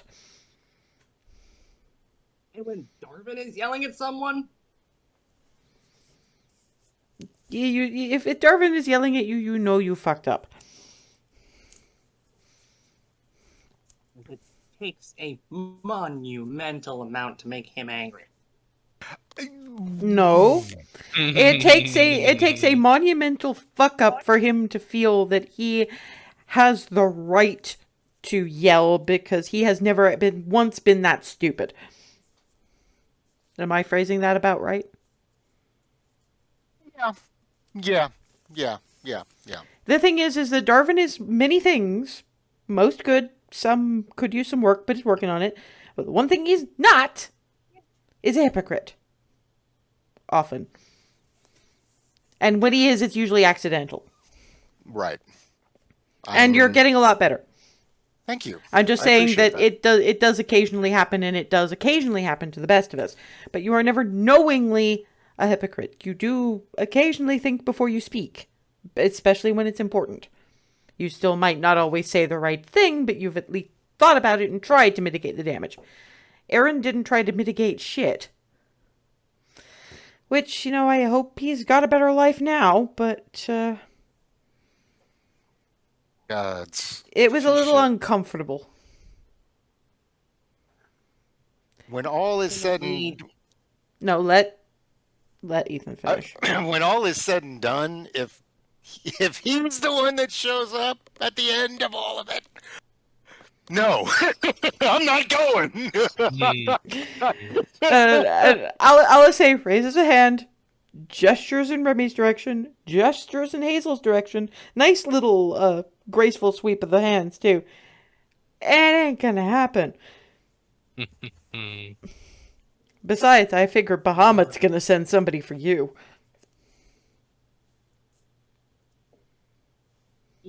On the one hand, I'm relieved at the idea, and on the other hand, I'm intimidated as fuck about the idea. If a god Well, is it- personally, you should be intimidated by gods. I think I may be responsible for that one, because I have one as like a grandparent. Sorry, I didn't ask for this. Anyway, we are going to rummage in Hazel's bag of what the fuck food did you find, and get something dessert-like and see what the basket gives us tomorrow morning. And then we will actually hand the jar back and go back to what we were originally doing.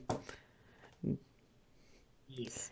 Okay, Hazel is... I'm going to roll the hand of fate to see what Hazel thinks of when she reaches into the bag.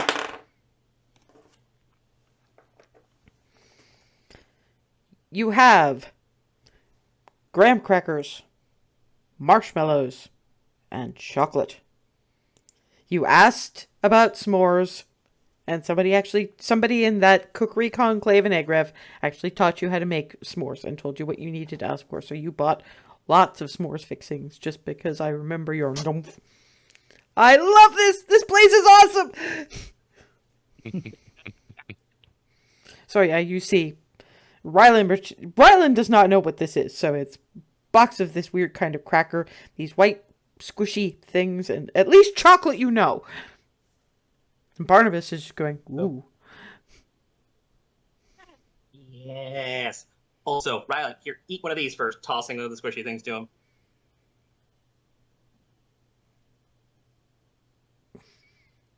What the hell is this? It's delicious. It's squishy sugar.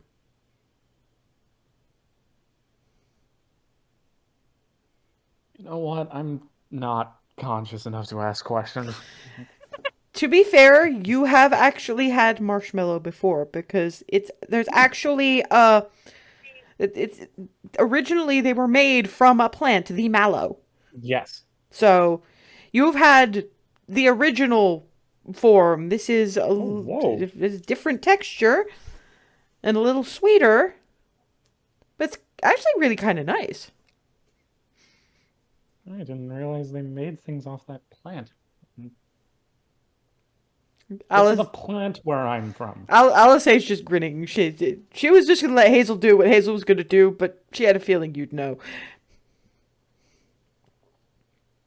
I was actually hoping That's fair. that was the case. Because the rest of this won't seem nearly as weird. And I'm going to fish out our graham cracker. Now this.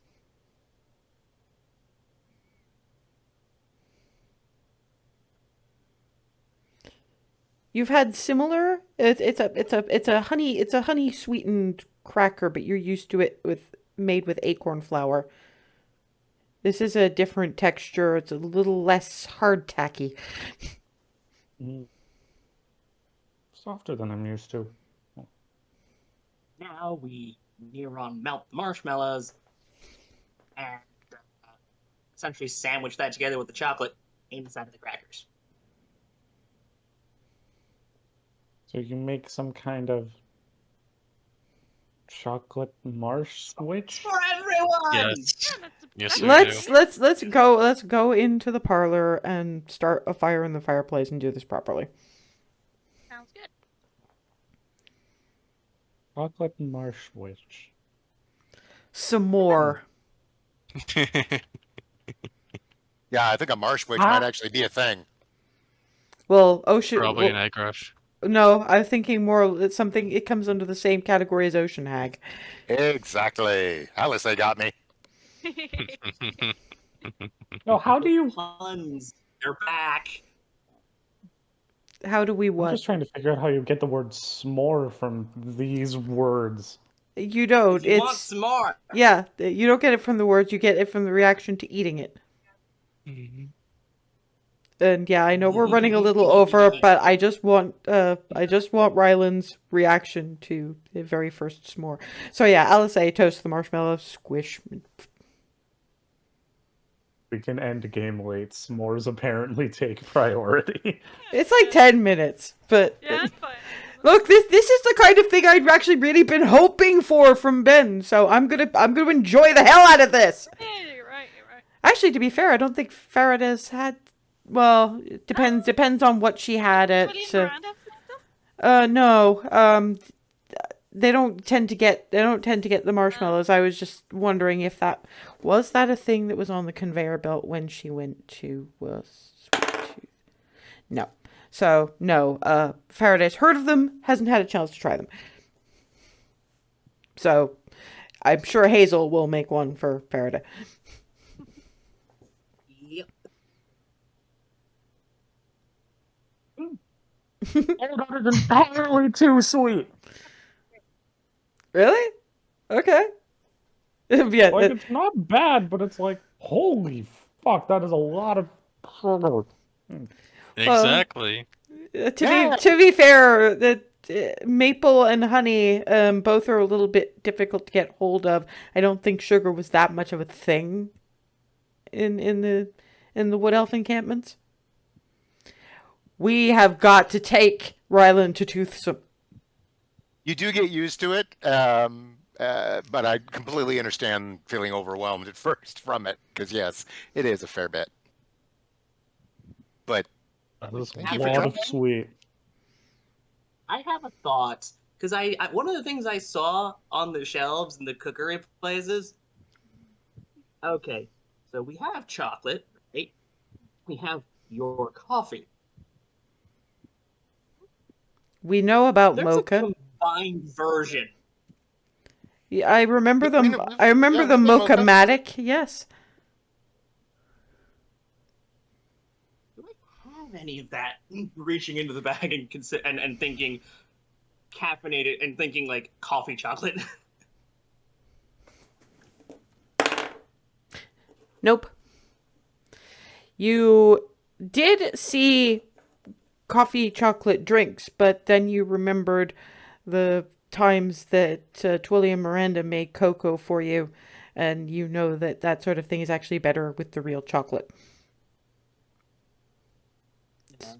Yeah, that I was wondering if I'd found like bars of just coffee chocolate. Nope. I wrote the Hand of Fate. That was a 3. Basically, basically you remember the mocha from the Sweet Tooth, the sweet shop, and nothing in that kind of price range would have tasted remotely right after those. Yeah. Hang on. Yeah, no, I To be fair, you do Getting actually pull 2 things out when you think coffee chocolate. One is the bag of every flavor beans. So apparently there's some coffee chocolate flavored ones in there. And the next and last thing you pull out is Pop-Tarts. You have mocha flavored Pop-Tarts. Oh, come on!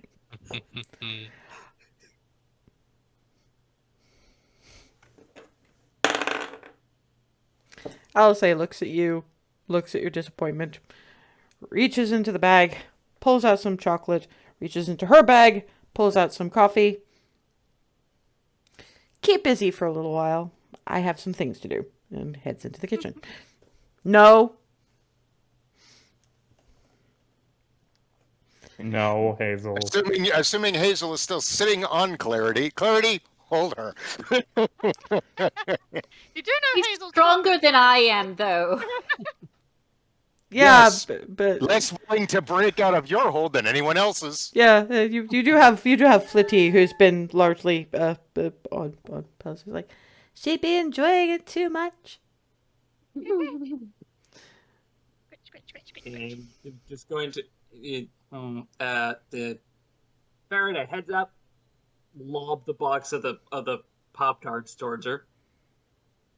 What you're gonna do without a toaster, you have no idea.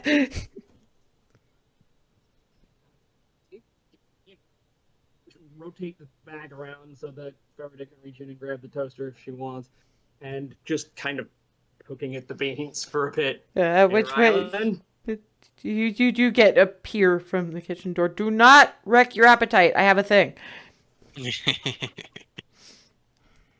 Planning to. Rylan, get over here. Why does this keep happening? It's Hazel. You're Said cute. yes. At which point you get Flitty going, leave the beans alone. Y'all say lady's gonna do a thing. This and Sylvan.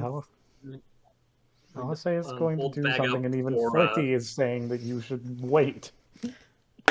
For Flitty. Flitty nymphs. And then you know that thing where cats eat something they really didn't like? What did you It's give just a it? oh god, oh no! What did you give the poor thing? Gave me the and this is draconic. Gave me the random bag. I think I got a fish. I think it was a tuna. Well, So yeah, Farida, Darvin, and Ava were the ones who understood that. well, I completely understand your reaction. I don't like tuna either. I don't mind tuna. I like it raw, but I don't like it when it's sweet and squishy. Tuna and sugar don't mix. I Yeah. can see that. Tuna, and for everybody else's benefit, tuna jelly bean. That texture, that sweetness, but with tuna. Ugh. Oh my god. Back to Rylan. No! And Flizzy actually lands on evil beans. Evil beans. No, this is Sylvan now because Flizzy's trying to ward Ryland off. So it really is just evil beans. Evil beans. It's like the Right, woman in this the guy's restaurant laughing. at the end of Freaky Friday when she sees the grandfather. And the I grandson. haven't seen Free Friday, so yeah, but yeah. Rowan just starts No! like laughing to themselves. Apparently, Flitty has decreed the beans are evil. Yeah, don't I have can to have understand one. that. No. You don't have to have one. Just, Evil now beans. that Flitty's unarmed, screeches. I'll take the switches, but no more of the beans. Not unless you know what they are. You can't go give it. You can have the random, but you didn't give the random to everybody else. Sometimes luck is not with them. No. Oh. You broke them. Okay, You broke the okay. fairy dragon. The fairy dragon is a he, but yes, You broke him. it's still huddled over the bag, trying to keep it closed. No. I don't think you're getting that bag back. Bag and he put it away. When the bag is properly sealed and tucked away in the bag of holding, Flitty does relax and curls up protectively around Ryland's neck. No more perfidy of the beans for you. This is it's sort of in Ryland's scarf, but you could probably get a. Wasn't gonna have one anyway. I'm waiting for Lady Alice to do something. This still in Sylvan. And a little while later, and afterward this, we will call it an evening. Alice comes out with a plate, upon which are sort of haphazardly shaped lumps of what appears to be a darkish sort of chocolate. Puts them on the table. Grabs one and stuffs it in Hazel's face. Like, just kind of vaguely anticipating that, just kind of raised. No. It's some very good mocha flavored chocolate, as in homemade, literally probably just diluted a bit of the chocolate with some of her coffee and probably cooled it off outside, which is the only reason why it's so easily eaten now. So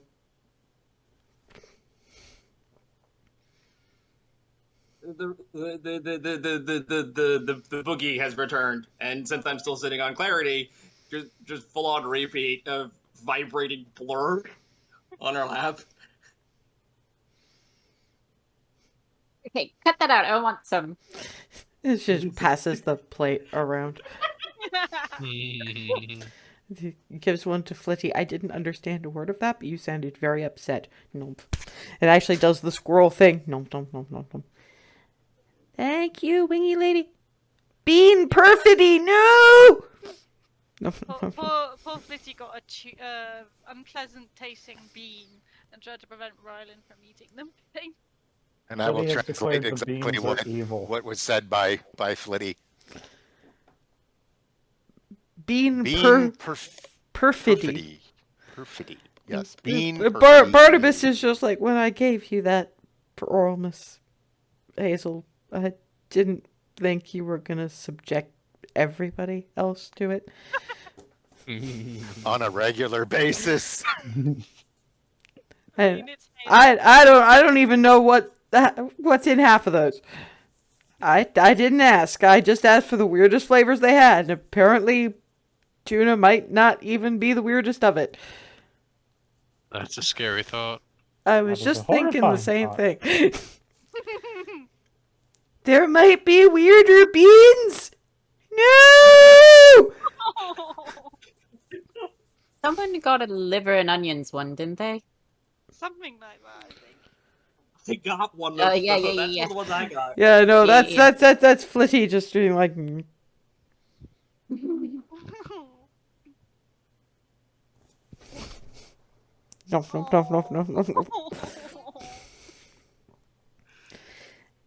If you can't tell me what it tastes like, I'm never having another one of those beans. That's fair enough. Sylvan, I know what some of them taste like. I could probably find the good ones. I don't like the probably. I need to practice before I can make it definitely, so I'd have to find some, try them, and hope that I found the right ones. It vanishes a little further into Rylan's scarf, so you just hear the nibble, nibble, nibble, nibble, nibble. Bean perfidy, I would be the one trying them. Traumatize the poor thing. Well, if I got a jelly bean and got sweet tuna, I'd probably have an issue too. Oh yeah, no, I completely agree. I think everyone would. Except for maybe Hazel. No, I think I've seen Hazel when she got raw turnip. Yeah, I've bitten into an actual turnip. Turnips do not taste like that. I thought it was the butternut squash you'd bitten into, or did you just do both? Well, Huh? basically No, any probably vegetable that was on the farm, I've tried to eat it. You know, some of those you're not supposed to eat the outside of, right? Butternut squash. We already got that far. Literally.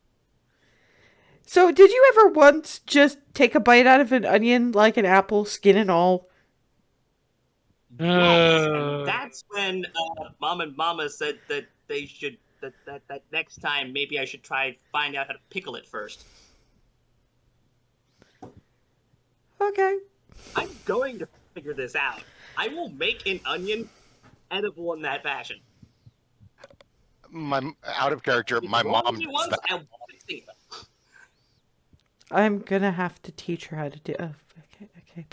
I'm Out of gonna- character, my mom eats onions like that. Just I'm gonna finish my drink, have another cinnamon bun, and probably get an early night if I can haul Legs back in. Legs is having a great time. And I think we should all turn in because it's gonna be a bit of a day tomorrow. Mm-hmm. And Barnabas is just thank you for the chocolates and everything. It's better than being subjected to the beans again.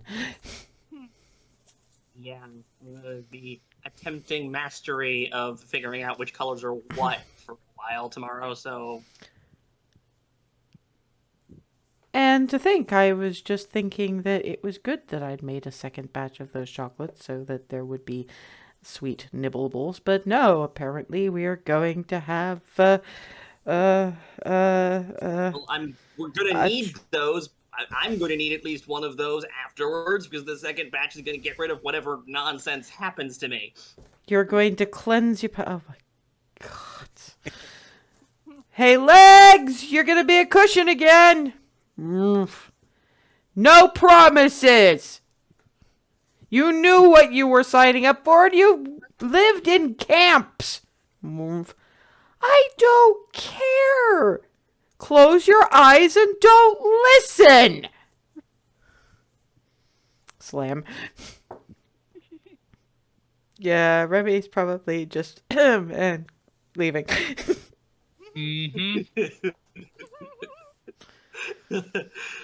And on that note, I love you. We are well past time, but sometimes stalling can be fun. So when most of us probably reunite in 2 weeks' time, we will at least start the journeying. I can probably manage to find something that will keep us moving in the approximate right direction, that's actually action-y for once. That might be a thing. But until then, we'll just leave it at Hazel having to be dissuaded from chair boogieing Clarity further and further into the cushions. See you guys. Okay.